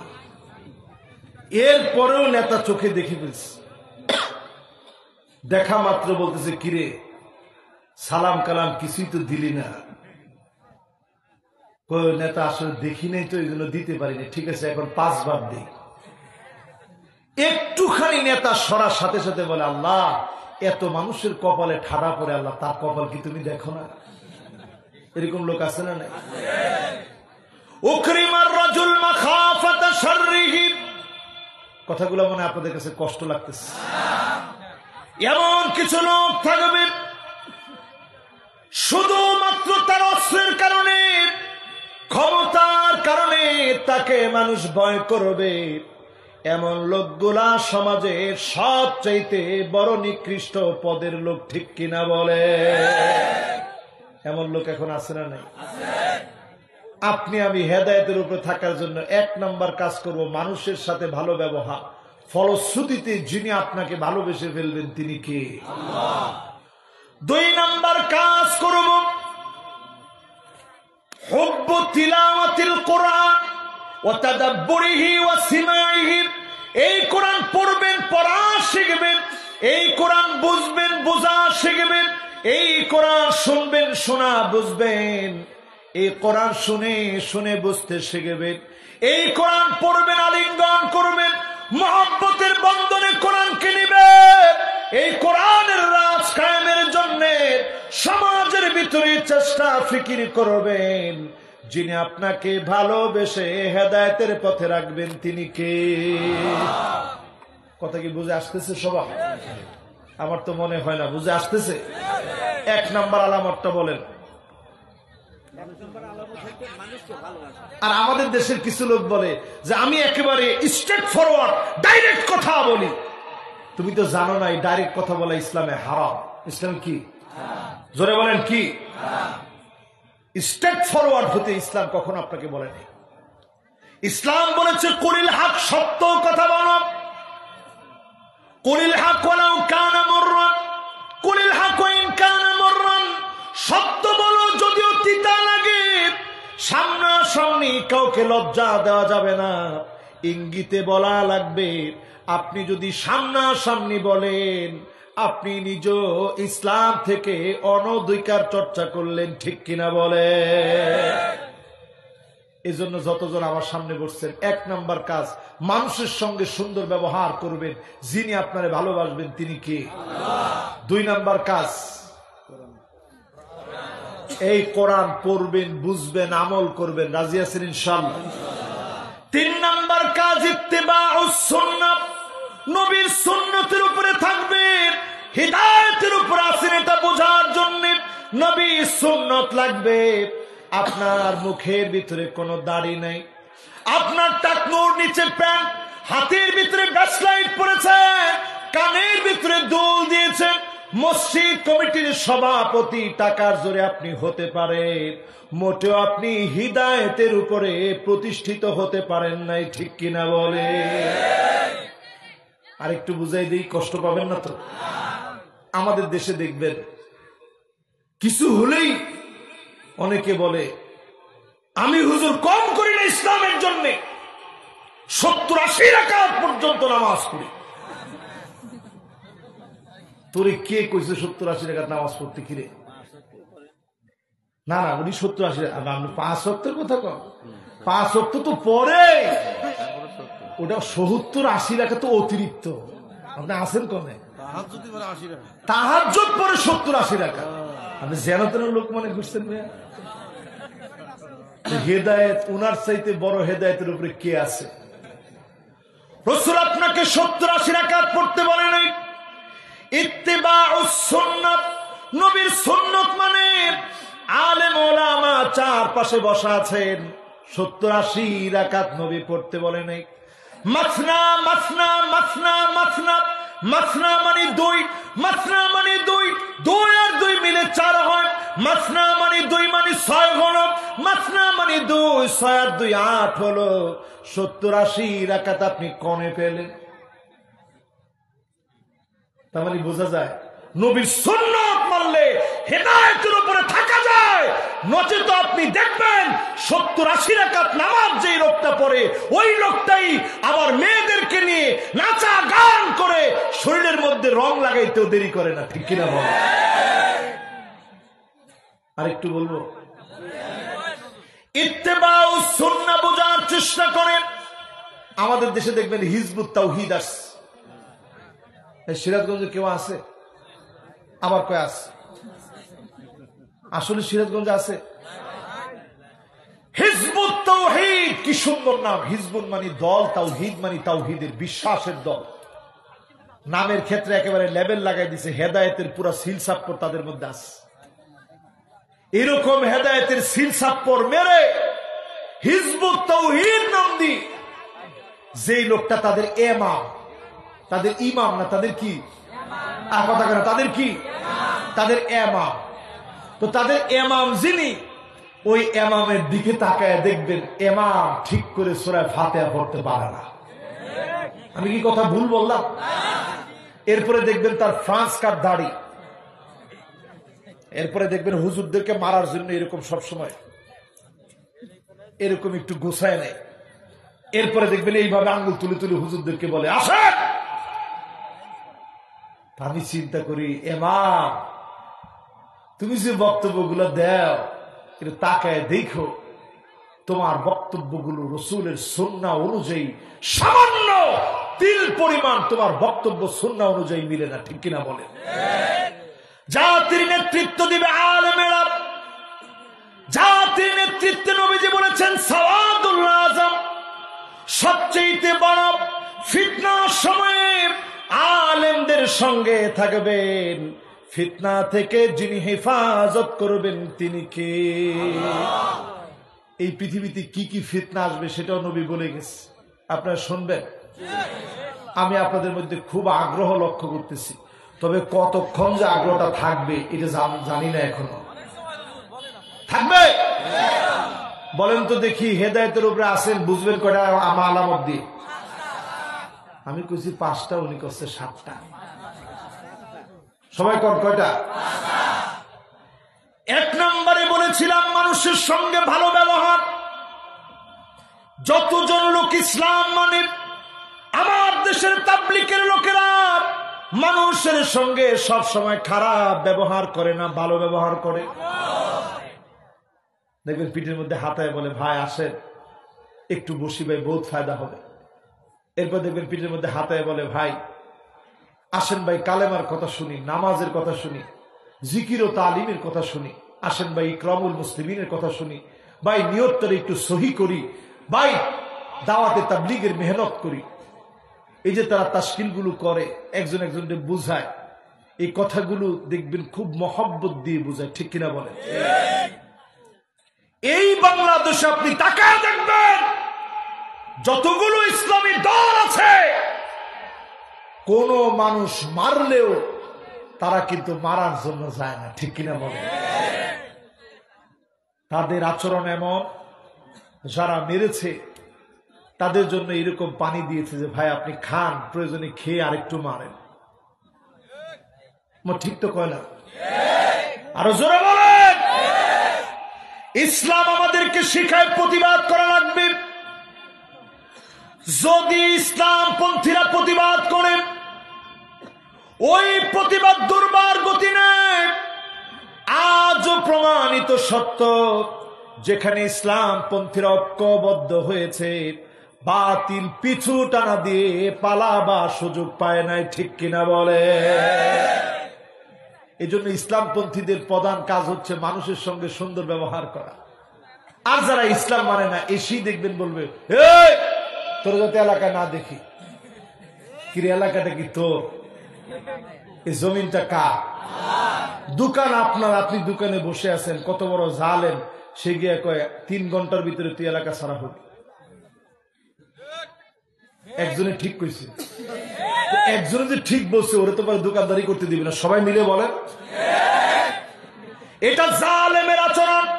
তুমি নামাজ পড়তে পারো প্রথম কাতারে, এই জুলুম যে করবে, ওয়ালা তারকানু ইলাল্লাযীনা যালামু ফাতামাসসাকুমুন নার।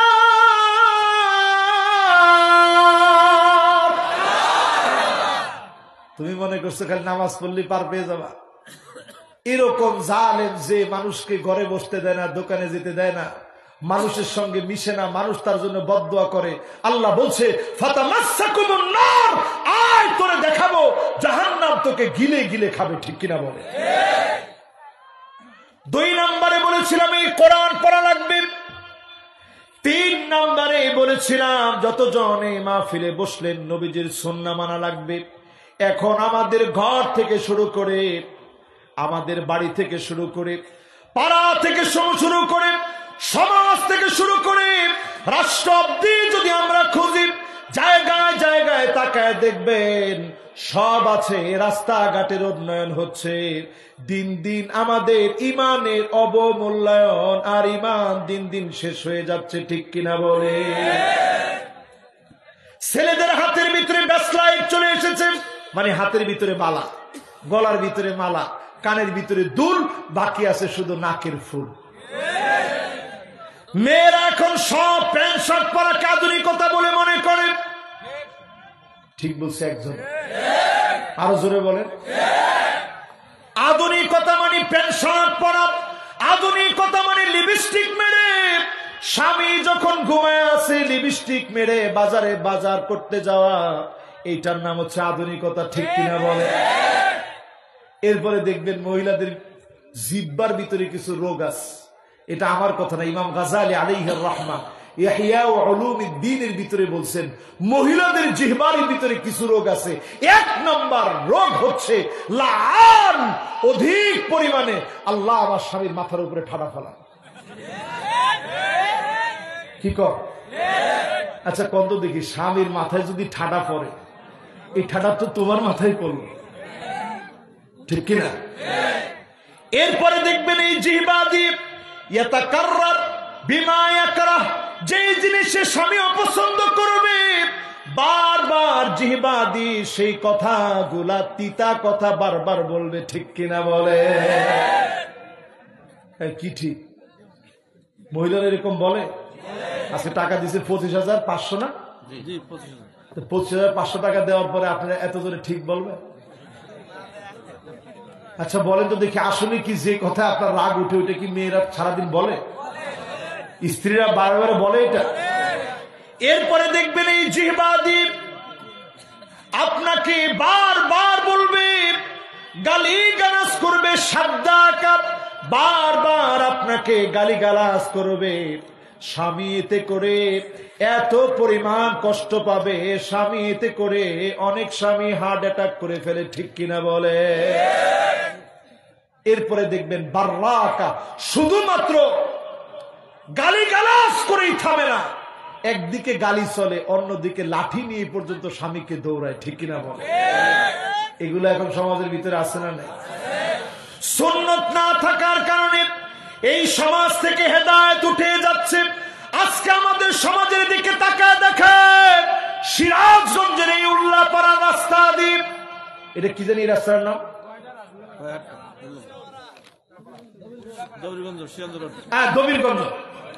দবিরগঞ্জ না? এই দবিরগঞ্জ দিয়ে যদি একটা ছেলে আর একটা মেয়ে মনে করেন বিয়ে শাদী কিছু করে নাই, হাত ধরে এরপরে হেঁটে হেঁটে যাচ্ছে, মুরব্বী একজন গিয়ে যদি কয়, এ স্যাংরা কিরে রাস্তা দিয়ে এরকম হেঁটে যাইতেছিস কেন?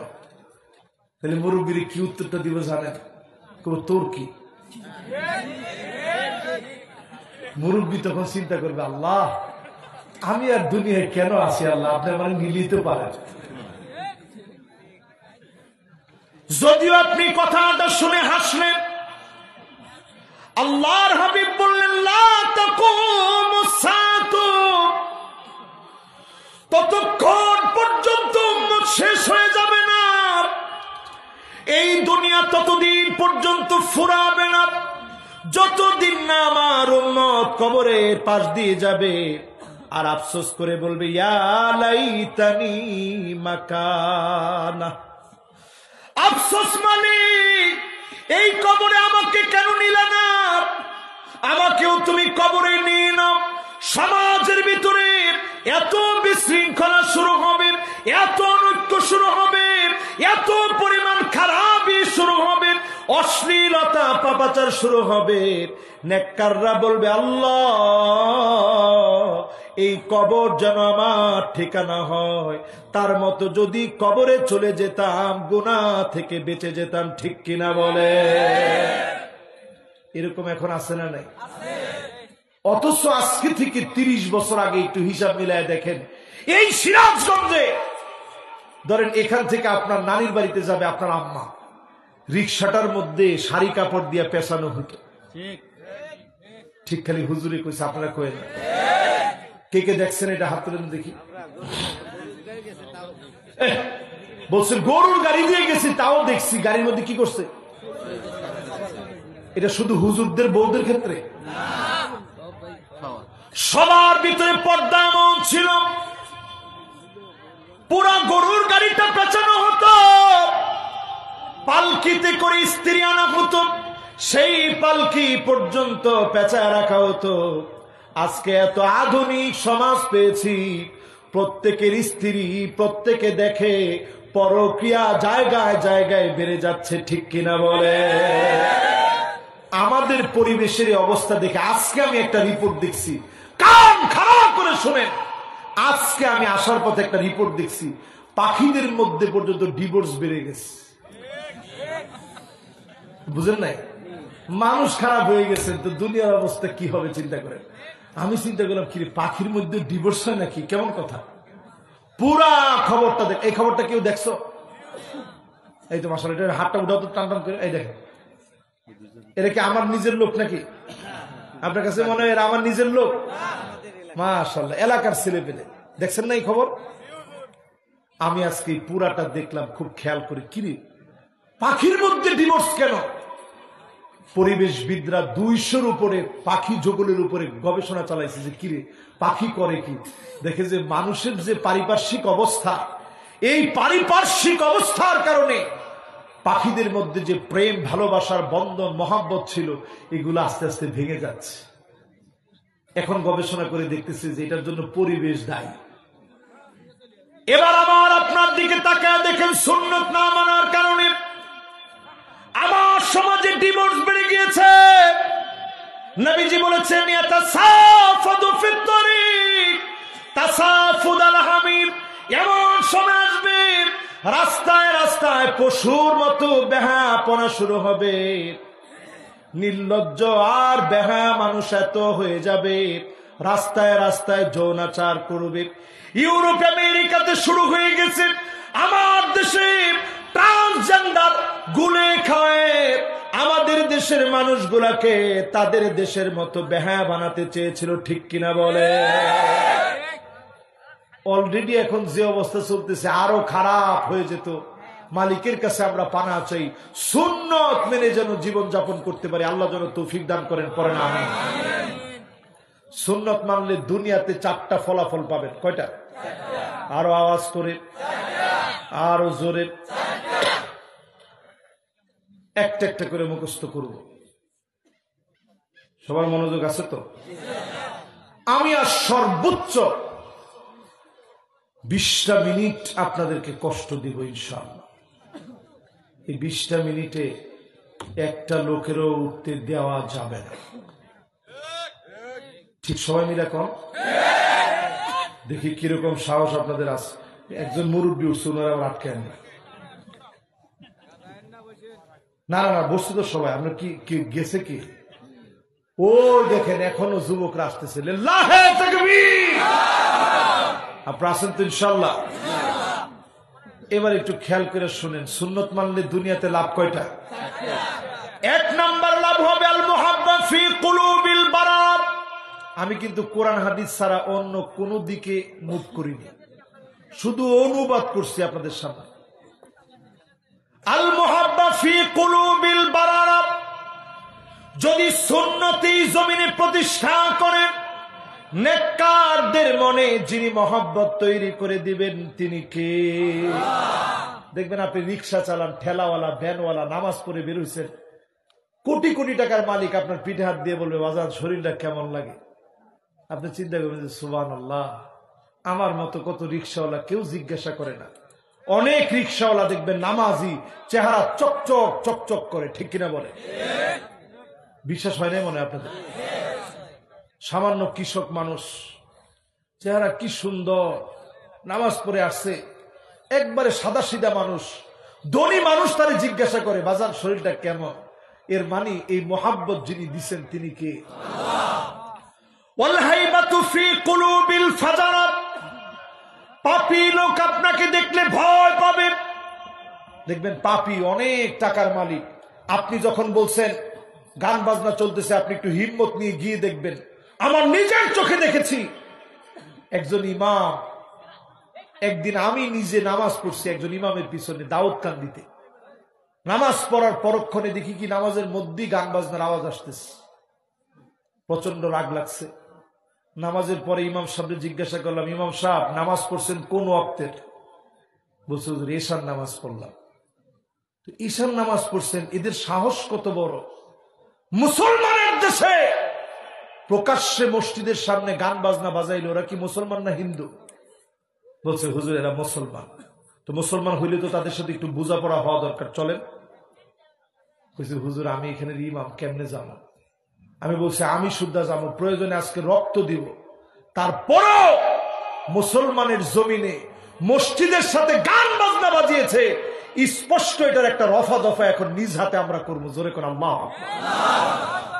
সব মুসল্লি তো তাকবীর দিয়ে উঠছে, চলেন হুজুর।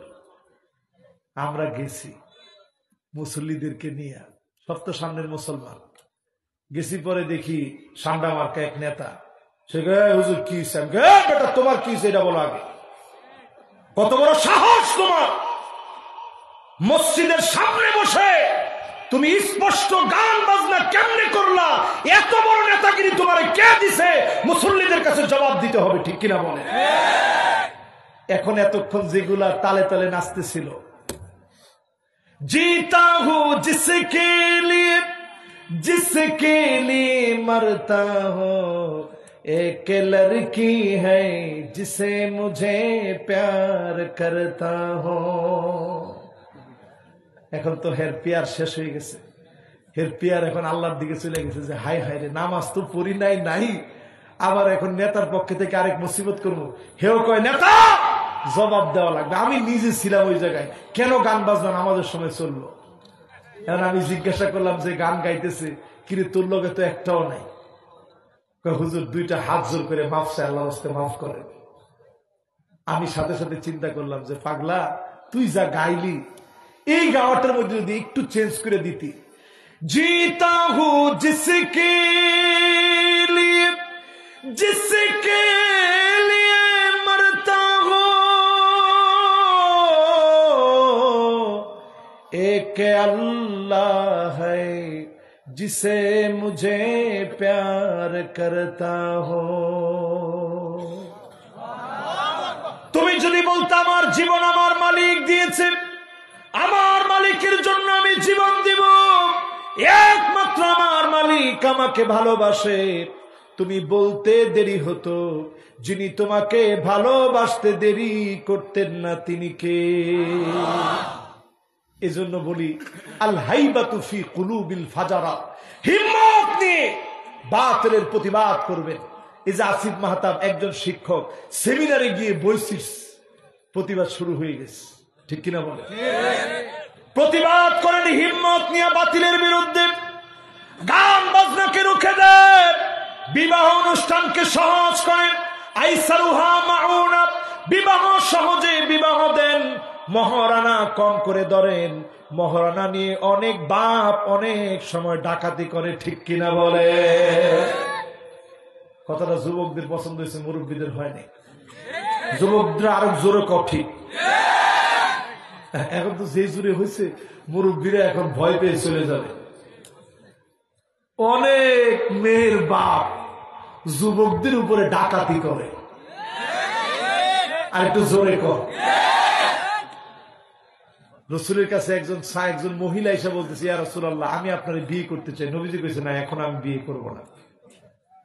তো পাশ থেকে এক সাহাবী বলতেছে, ইয়া রাসূলুল্লাহ, আমি বিয়ে করব। তো নবীজি মনের কথাটা বলে দিয়ে দেখছেন যুবকরা কয় কি। তো রসুল সাথে সাথে কি বলছে, আচ্ছা বিয়ে করবা, তোমার কি আছে কও। নবীজি কইছে, যাও ঘরে যাও, গিয়ে দেখো কিছু আছে কিনা। সাহাবী ঘরের মধ্যে গিয়ে ঘুরে টুরে আইসা বলতেছে, নবী কিছুই নেই। আল্লাহ নবী বলছে, যাও গিয়া দেখো কিছু আছে কিনা। আবার ঘুরে ফিরে আসছে, বলতেছি, ইয়া রাসূলুল্লাহ, কিছুই নেই। আবার ঘুরে আসছে, ইয়া রাসূলুল্লাহ, কিছুই নেই। আল্লাহর হাবিব বললেন, ওয়ালাউ বি হাদীদিন, লোহার একটা আংটিও কি নেই? কইছে, না ইয়া রাসূলুল্লাহ, লোহার একটা আংটিও নাই, থাকলে বউরে দিতাম। কি আছে? কয় যে এই এক টুকরা কাপড় আছে। এই এক টুকরা কাপড় তুমি যদি স্ত্রী দিয়ে দাও, তুমি পরবা কি? চিন্তা করে। তো নবীজি বলছে, তোমার কি সূরা জিলজাল মুখস্থ আছে? জি নবী, আমার মুখস্থ আছে। কয় নিসফুল কোরআন, 15 পারা তোমার মুখস্থ আছে। জোরে করে আল্লাহু আকবার। রাসূল জিজ্ঞাসা করলেন, আমাকা সূরাতুল ইখলাস, সূরা ইখলাস কি তোমার মুখস্থ আছে? সাহাবী বললেন, রাসূল আছে, এইটাও আমার মুখস্থ আছে। রাসূল বললেন, তোমার সুলুসুল কোরআন, কোরআনের 10 পারা তোমার মুখস্থ আছে। জোরে করে আল্লাহু আকবার। রাসূল জিজ্ঞাসা করলেন, তোমার কাছে কি আয়াতুল কুরসি আছে? সাহাবী বললেন, রাসূল আয়াতুল কুরসিও মুখস্থ আছে। রাসূল বললেন, রুবুল কোরআন, 1/4 অফ হোলি কোরআন, 7.5 পারা তোমার মুখস্থ আছে। এত কিছু থাকতে চিন্তা কি? এগুলো শিখাই দিয়া মহারণা আদায় করে দাও। জোরে করে আল্লাহু আকবার। এটা শুনে আবার সবাই চিন্তা করেন না যে সূরা টুরা শিখাই দেবো, বাস বিয়ে শাদী করে ফেলি, পরে হুজুরের উপরে বিপদ চলে আসবে। সুন্নতের দিকে আসেন। ওই যে আমি ওয়াজ করতেছিলাম, সুন্নত মানলে কয় লাভ? সবাই বলেন কয় লাভ? 4 লাভের মধ্যে দ্বিতীয় লাভ বলতেছিলাম, খারাপ লোক আপনার দেখলে ভয় পেয়ে যাবে। আপনি একাও থাকবেন, 10 জন আপনার বিরুদ্ধে খারাপ লোক থাকবে, আপনার বিজয় হবে, তারা হেরে যাবে। জোরে করে আল্লাহু আকবার। এজন্য বিবাহ সহজ করে দিবেন। রাজি আছেন ইনশাআল্লাহ? মহারণা সহজে ধরবেন। 20 লাখ ধরেন না, 10 লাখ ধরেন না, মোহরে ফাতিমি ধরবেন। হুজুর মোহরে ফাতিমি কত? 150 তোলা রূপার দাম। এই ক্যালকুলেটর বের করো। যুবকরা দেখছেন কিরকম খুশি যুবকরা, তাস টাস করে সব ক্যালকুলেটর নিয়ে বসে গেছে। হুজুর তাড়াতাড়ি কর। 150 তোলা রূপার দাম। 1 তোলা রূপার দাম 1800 টাকা। কত? 1800 গুণ দাও 100, কত হয়? একজনে কইছে 27000। তুই বেটা বিয়ে কবে করবি? 27000 টাকা দিয়ে বিয়ে দিব বলছে। হিসাব করে কত? হ্যাঁ, বেটা এতক্ষণ লাগাই যে তুমি খালি টাকার অঙ্ক বের করো, কবে বিয়ে করবো? এখনো তো কয় না। ঠিক আছে, এবার আপনারা কত? এই যে মহরে ফাতিমি কত টাকা? উপরে যা হয় সদকাতিহিন্না নেহলা, আনন্দ চিত্তে দেন, দিতে পারবেন। কিন্তু যদি আপনি ডাকাতি করে নেন যে না আমার মেয়ে যে সুন্দরী, 10 লাখের কমে হবে না, এটার নাম ডাকাতি। এটার নাম কি? কথা বলেন, এটার নাম কি? আপনি বলবেন বাজার মোহরে ফাতিমি, এটার উপরে খেয়াল রেখে আমরা আগাই, আল্লাহ সুন্নতে বরকত দান করবে ইনশাল্লাহ। কর ও কেউ কিছু কইতেছে? বেশি হয়ে গেল? না না না, বেশি না, এটা হিসাব। মহরে ফাতিমি হচ্ছে 150 তোলা, 10 দেরাম না, 10 তোলা না, 150 তোলা। 150 তোলা রূপার সমান। 150 তোলা রূপার দামটা উঠানামা করে। বাজারে ধরেন কোন সময় 1600, কোন সময় 1700, আমি ধরছি 1800। হ্যাঁ, যদি এর সাথে কম দিতে চান কোনো অসুবিধা নেই। হ্যাঁ, কম দিতে চাইলে কিন্তু অসুবিধা নেই, কিন্তু সদকাতিহিন না নিহলা, বাড়াও যদি দিতে চান সুযোগ আছে। মোহরে ফাতিমি যদি আপনি মানতে চান 2,70,000 দিলেন, 1.5 লাখ দিলেন, 3 লাখ দিলেন, কিন্তু রূপার দাম নির্ধারণ করে যখন আপনি দিবেন, দেওয়ার ক্ষেত্রে ডাকাতি করা যাবে না। আপনি এরকম করবেন না যে না 10 লাখ টাকাই দিতে হবে না, এটা বিয়ে হবে না। আমি এই জিনিসটা বুঝাইতে যাচ্ছি, আপনারা বুঝতেছেন তো? ইনশাল্লাহ, ইনশাল্লাহ। আর এক্ষেত্রে সুন্নাহ হচ্ছে যত সহজ করবেন তত বরকত বেশি। বাপ যদি কয় ঠিক আছে 1 লাখ টাকা মহারণা, কোনো অসুবিধা নেই, 1.5 লাখ টাকা মহারণা, অসুবিধা নেই, মহরে ফাতিমি 2,70,000, অসুবিধা নেই। কিন্তু যদি আপনি ডাকাতি করেন, এইটা শরীয়তে জায়েজ, এটা করবেন না। ইনশাল্লাহ রাজি আছেন না? এরপরে 3 নম্বরে আমার ভাইয়েরা সুন্নাত মানলে আসসাতু ফির রিজক, রিজিকের ভিতরে প্রশস্ততা দিবে, রিজিক বেড়ে যাবে, রিজিকের ভিতরে প্রশস্ততা চলে আসবে।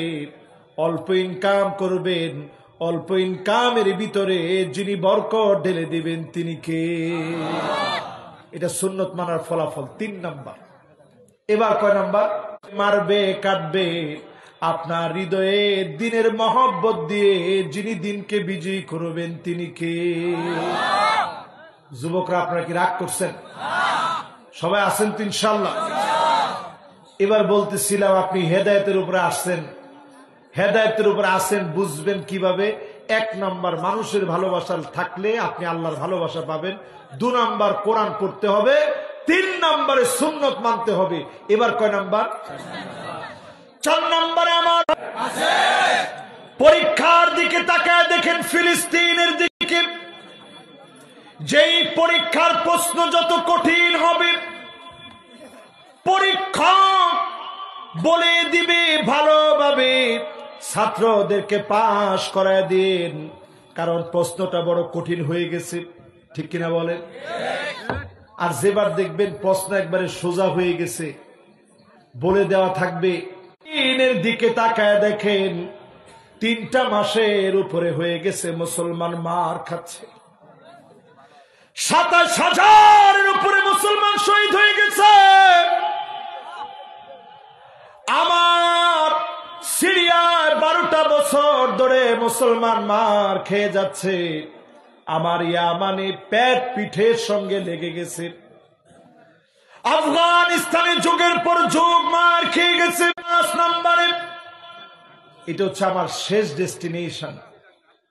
আল্লাহর হাবিব বলেন, হুসনুল খাতিমা কিভাবে বুঝবেন? তোমার জীবন হেদায়েতের উপরে ছিল, কিভাবে বুঝবে? আইওয়াফিকাহু বিআমালিন সালিহিন ক্বাবলা মাউতিহি, মৌতের আগে ভালো কাজ করতে গেলেন, সিজদার মধ্যে চলে গেলেন, কবুল করে নিলেন।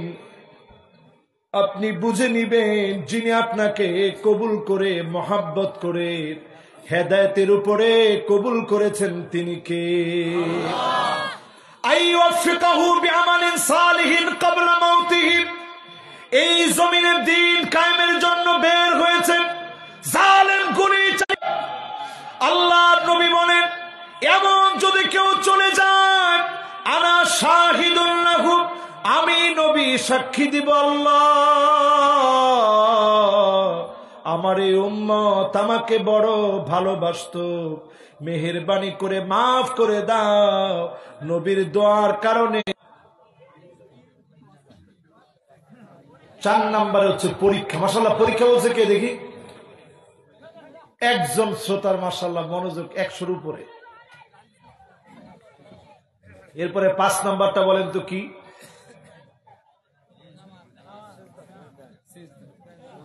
5 নাম্বার হচ্ছে যে লোকটা ভালো কাজ করতে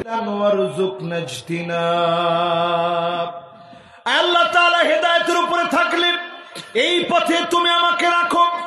আর যদি যুবকরা বসো বসো বসো, 4 জন যুবক শেষ তো বাজার, এই তো এরা, এই তো মাশাআল্লাহ 2 জন বসছে।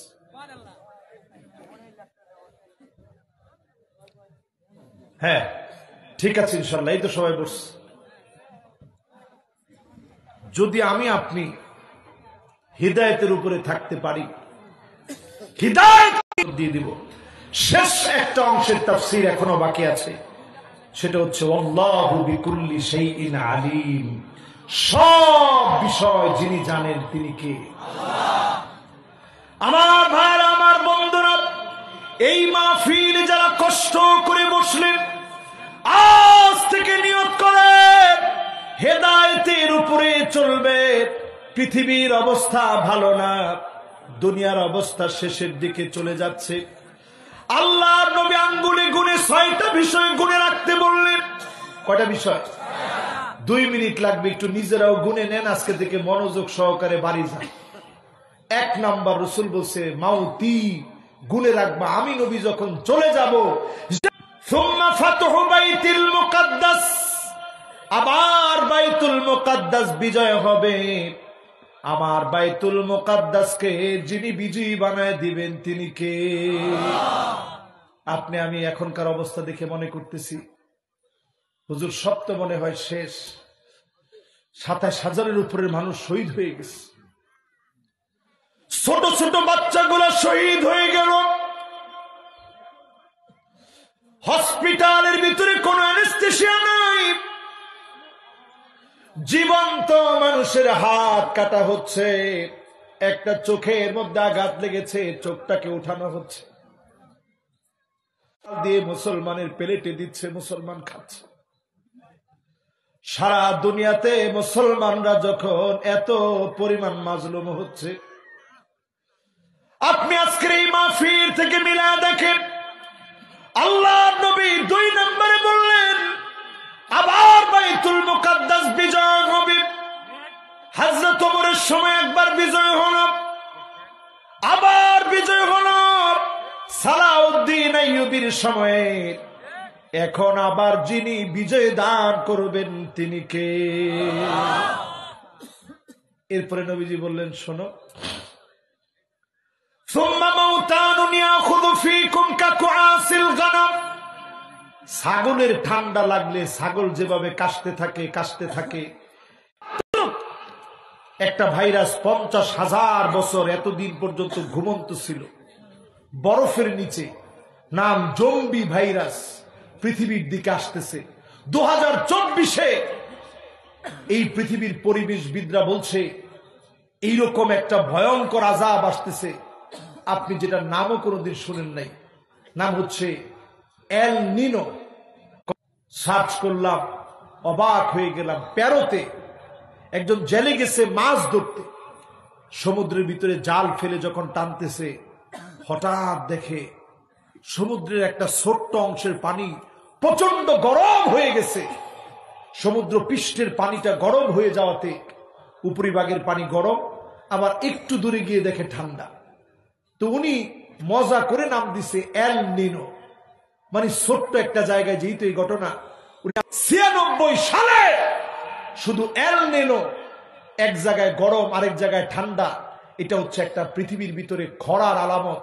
এমন খরা লেগেছিল এই ভারত উপমহাদেশে, ভারতবর্ষে এমন খরা লেগে গিয়েছিল, ভারত, বাংলাদেশ, ইন্দোনেশিয়া, অস্ট্রেলিয়াতে 50 লাখ মানুষ শুধু এল নিনোতে মারা গেছে। জোরে কর নাউজুবিল্লাহ। বর্তমান 2024 ধারণা করা হচ্ছে এই খরা আবার আসতেছে। পৃথিবীর একদিকে থাকবে বৃষ্টি, অন্যদিকে থাকবে প্রচন্ড খরা। এমন বৃষ্টি হবে যেদিকে বৃষ্টি হচ্ছে সেই দিকেও কিছু ফলন ফলবে না, যেদিকে খরা লেগে গেছে ওই দিকেও ফলন থাকবে না। একদিকে পানি পানি করে চিৎকার করবে, আরেকদিকে প্রচন্ড বৃষ্টির কারণে পানি পানি করে চিৎকার করবে। মানুষের চিৎকারের আওয়াজ হবে পানি পানি, শুধু পানি পানি বলে চিৎকার হবে পৃথিবীর। এই আযাব থেকে যদি মুসলমান বাঁচতে চান, গজব থেকে যদি বাঁচতে চান, এই মাহফিলে বসে, আজকের এই মাহফিলে বসে হিসাব করবেন।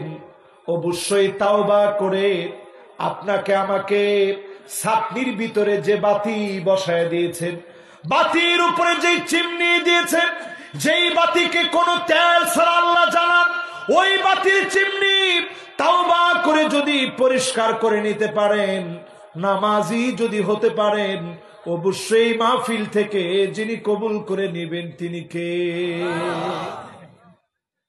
4 নম্বরে নবীজি বলছেন হাতে গুনে রাখবা, সুম্মা ইস্তিফাদাতুল মাল হাত্তা ইউতার রাজুল 100 দিনার ফায়াযাল্লু সাখিতা। এমন সময় পৃথিবীতে আসবে যেই সময়ে 100 দিনার দিয়ে দেওয়া হবে, মানুষের মন ভরবে না। ওই সময় চলে আসছে তো। এখন আপনি বাজারে যান, বেগুনের কেজি 80 টাকা। রমজান এখনো কয়টা দিন বাকি আছে, রমজান আসলে যে কি হবে আল্লাহ জানে। এরপরে আমার ভাইরা 5 নম্বরে নবীজি বলছেন সুম্মা ফিতনাতুন লা ইয়াবকা বাইতুন মিনাল আরব ইল্লা দাখালাতহু। আরবের এমন কোন ঘর নাই যে ঘরের ভিতরে ফিতনা ঢুকবে না। রিয়াদের দিকে তাকায় দেখেন, মদ এখন পারমিশন দেওয়া হয়েছে, কূটনীতিকরা মদ খেতে পারবে। কাবার মতো করে ডিজাইন করে করে 5 স্টার হোটেলকে তারা নতুন করে উন্মুক্ত করেছে। মাদায়েনে সালেহ, আমি যদি আপনাদেরকে মোবাইলে এখনো দেখাই, এই ছবিগুলো আমার কাছে এখনো আছে। মাদায়েনে সালেহ আপনাদেরকে দেখাই, আপনারা পরে ইউটিউব একটা ছবি আপনাদেরকে দেখাই শুধু। এই যে দেখেন একটা জায়গায় আমরা দাঁড়ায় আছি, আমি সহ বাংলাদেশের প্রথিতযশা আরো অনেক ওলামায়ে কেরাম দাঁড়ায় আছে। মাদায়েনে সালেহ এমন একটা জায়গা, আমরা সেই জায়গায় গিয়ে সবাই কান্নাকাটি করছি যে আল্লাহ এই জায়গাটা আপনি আযাব দিয়ে ধ্বংস করে দিছে। কিন্তু সেই ধ্বংসের জায়গাতে খোদ সৌদি আরবে ওই ধ্বংসের জায়গা কোন চোখের মধ্যে পানি নিয়ে ফিরবে, শুধু ওই জায়গাতে দাঁড়াবে। সালেহ আলাইহিস সালাম যেখানে উটকে পানি পান করিয়েছে, বড় দুঃখজনক সত্য, আজকে মুসলমান এমন হয়ে গেছে টাকার জন্য, টুরিস্টদের জন্য মাদায়েনে সালেহকে উন্মুক্ত করে দিয়েছে। আল্লাহ নবী বলেছেন সৌদি আরব সহ আরবের ভিতরে ফিতনা ডুববে। সুম্মা হুদনাতুন তাকুনু বাইনাকুম ওয়া বাইনা বানিল আসফার ফায়াকদিরুন। খ্রিস্টানদের সঙ্গে তোমাদের চুক্তি হবে, এই চুক্তি আবার ভঙ্গ হবে। এমন সময় আসবে খ্রিস্টানদের সঙ্গে মুসলমানের চুক্তি ভঙ্গ হবে। কোন খ্রিস্টান? রোমক খ্রিস্টানদের কথা বলছেন। এই রোমক খ্রিস্টানরা এখন হয়ে যাবে তাহতা কুল্লি গায়াতিন 12 আলফা, এক একটা পতাকার নিচে 12,000 সৈন্য হবে। এই পৃথিবীতে একটা সংঘাত লাগবে, তৃতীয় বিশ্বযুদ্ধের সূচনা হবে। ঠিক কিনা বলে? আমার আপনার কাজ কি হবে আজকে থেকে? সবার দায়িত্ব কি? আমার আপনার দায়িত্ব হচ্ছে বাদিরু বিল আমাল, নিজের আমল পরিবর্তন করব। যে বেনামাজি ছিলাম নামাজি হব, যে এতদিন জমিনে দিন প্রতিষ্ঠা করা কি জিনিস বুঝি নাই বোঝার চেষ্টা করব, যার ঘরের ভিতরে পর্দা নাই পর্দা ঠিক করাবো। রাজি আছি ইনশাআল্লাহ? আল্লাহ আমাদের সবাইকে তৌফিক দান করুন। দানও দিবেন, দিবেন না কেন? ইনশাআল্লাহ দিবেন। আমি এটা আগেই শর্ত দিয়ে নিই যে বাবা আমি এই লম্বা ওয়াজ করার পরে আমারে দিয়া দানের কথাটা বলেন না, আমার প্রতিদিন মাহফিল করা লাগে, এটা তো বোঝা দরকার আপনাদের। সবারে দিয়ে তো আল্লাহ সব কাজ করায় না। আমি এই মাহফিলটা আরো আসছি, ভালোবাসার মাহফিল। আমি এটা আগেই বলে নিই, উনাকে আমি লম্বা সময় দিছি এই জন্য। এখন আমি এত লং টাইম ওয়াজ করার পরে অনেক কিছু হওয়ার পর রাজি হয়েছিল, তার 3 মাস পর আমাদের ডিভোর্স হয়ে যায়। ডিভোর্স হওয়ার পর আমরা ফোনে কথা বলি। এখন আমরা আবার বিয়ে করার সিদ্ধান্ত নিচ্ছি, এটা হালাল হবে নাকি হারাম হবে এটা বলবেন। এই যে অনেকে এখন উঠতেছেন, আচ্ছা ঠিক আছে আমরা ইনশাআল্লাহ মোনাজাতের দিকে যাই। প্রশ্নটা সংক্ষিপ্ত কথা বলি। কেউ এই ধরনের পালায় যে অথবা কারো মেয়ের রাস্তা থেকে এনে ভালোবাসার দোহাই দিয়ে এই সমস্ত বিয়ে করতে যাবে না। এখন জোরে বলেন ঠিক? কেন এই কথাটা বলছি? এই জন্য বলছি, রসুল 3 বার বলছে, রসুল 3 বার বলছেন, 3 বার বলেই রসুল বলছেন বাতিল বাতিল। তো অভিভাবক যদি আপনার উপরে নারাজ থাকে, বিয়ে করলে বিয়েটা বাতিল রসুল বলছেন, এটার ব্যাখ্যাটা কি? হানাফি স্কলারদের কাছে এটার ব্যাখ্যা হচ্ছে এই বিবাহটা বরকত শূন্য, বরকত শূন্য, বরকত শূন্য। এখন যে বিবাহে বরকত নাই, ওই বিবাহে 3 মাসের মধ্যে ডিভোর্স হবে। তো তোমাদের এত ভালোবাসা, 3 মাসের মধ্যে ডিভোর্স হলো কেন? আবার ডিভোর্স হওয়ার পরে এখন শয়তান বুঝাচ্ছে তুই এখন আবার নিয়ে আস। এখন সব শরিয়াতের পরিভাষায় এটাকে তলাকে তাফউইদ বলা হয়। এটা আমরা না বুঝার কারণে ডিভোর্সটারে এত সহজ মনে করি। মেয়ে বলছে আর ডিভোর্স হয়ে গেল। আর ওই যে 18 নম্বর কলামে লেখা থাকে যে আপনি স্ত্রীকে তালাক দেওয়ার অনুমতি দেন কিনা, ওইখানে আমি বলবো প্রত্যেক যুবক তোমরা নিজে ইনশাআল্লাহ মাদ্রাসার ছাত্ররা যাবে দরুদ শরীফ পড়তে পড়তে, আমরা ইনশাআল্লাহ একজনও কৃপণতা করবো না। কে কে কৃপণ হাত তুলে তো দেখি। একজনও কৃপণ নেই, একজন কৃপণ আছে, হাত তুলছে। এবার হাত তুলেন, কে কে কৃপণ না একটু হাত তুলেন। মাশাআল্লাহ মাশাআল্লাহ। আমরা পকেটের ভিতরে হাত দিই, পকেটের ভিতরে হাতটা ঢুকাই, সবাই ঢুকান পকেটের ভিতরে। মাশাআল্লাহ, পকেটের ভিতরে ঢুকায়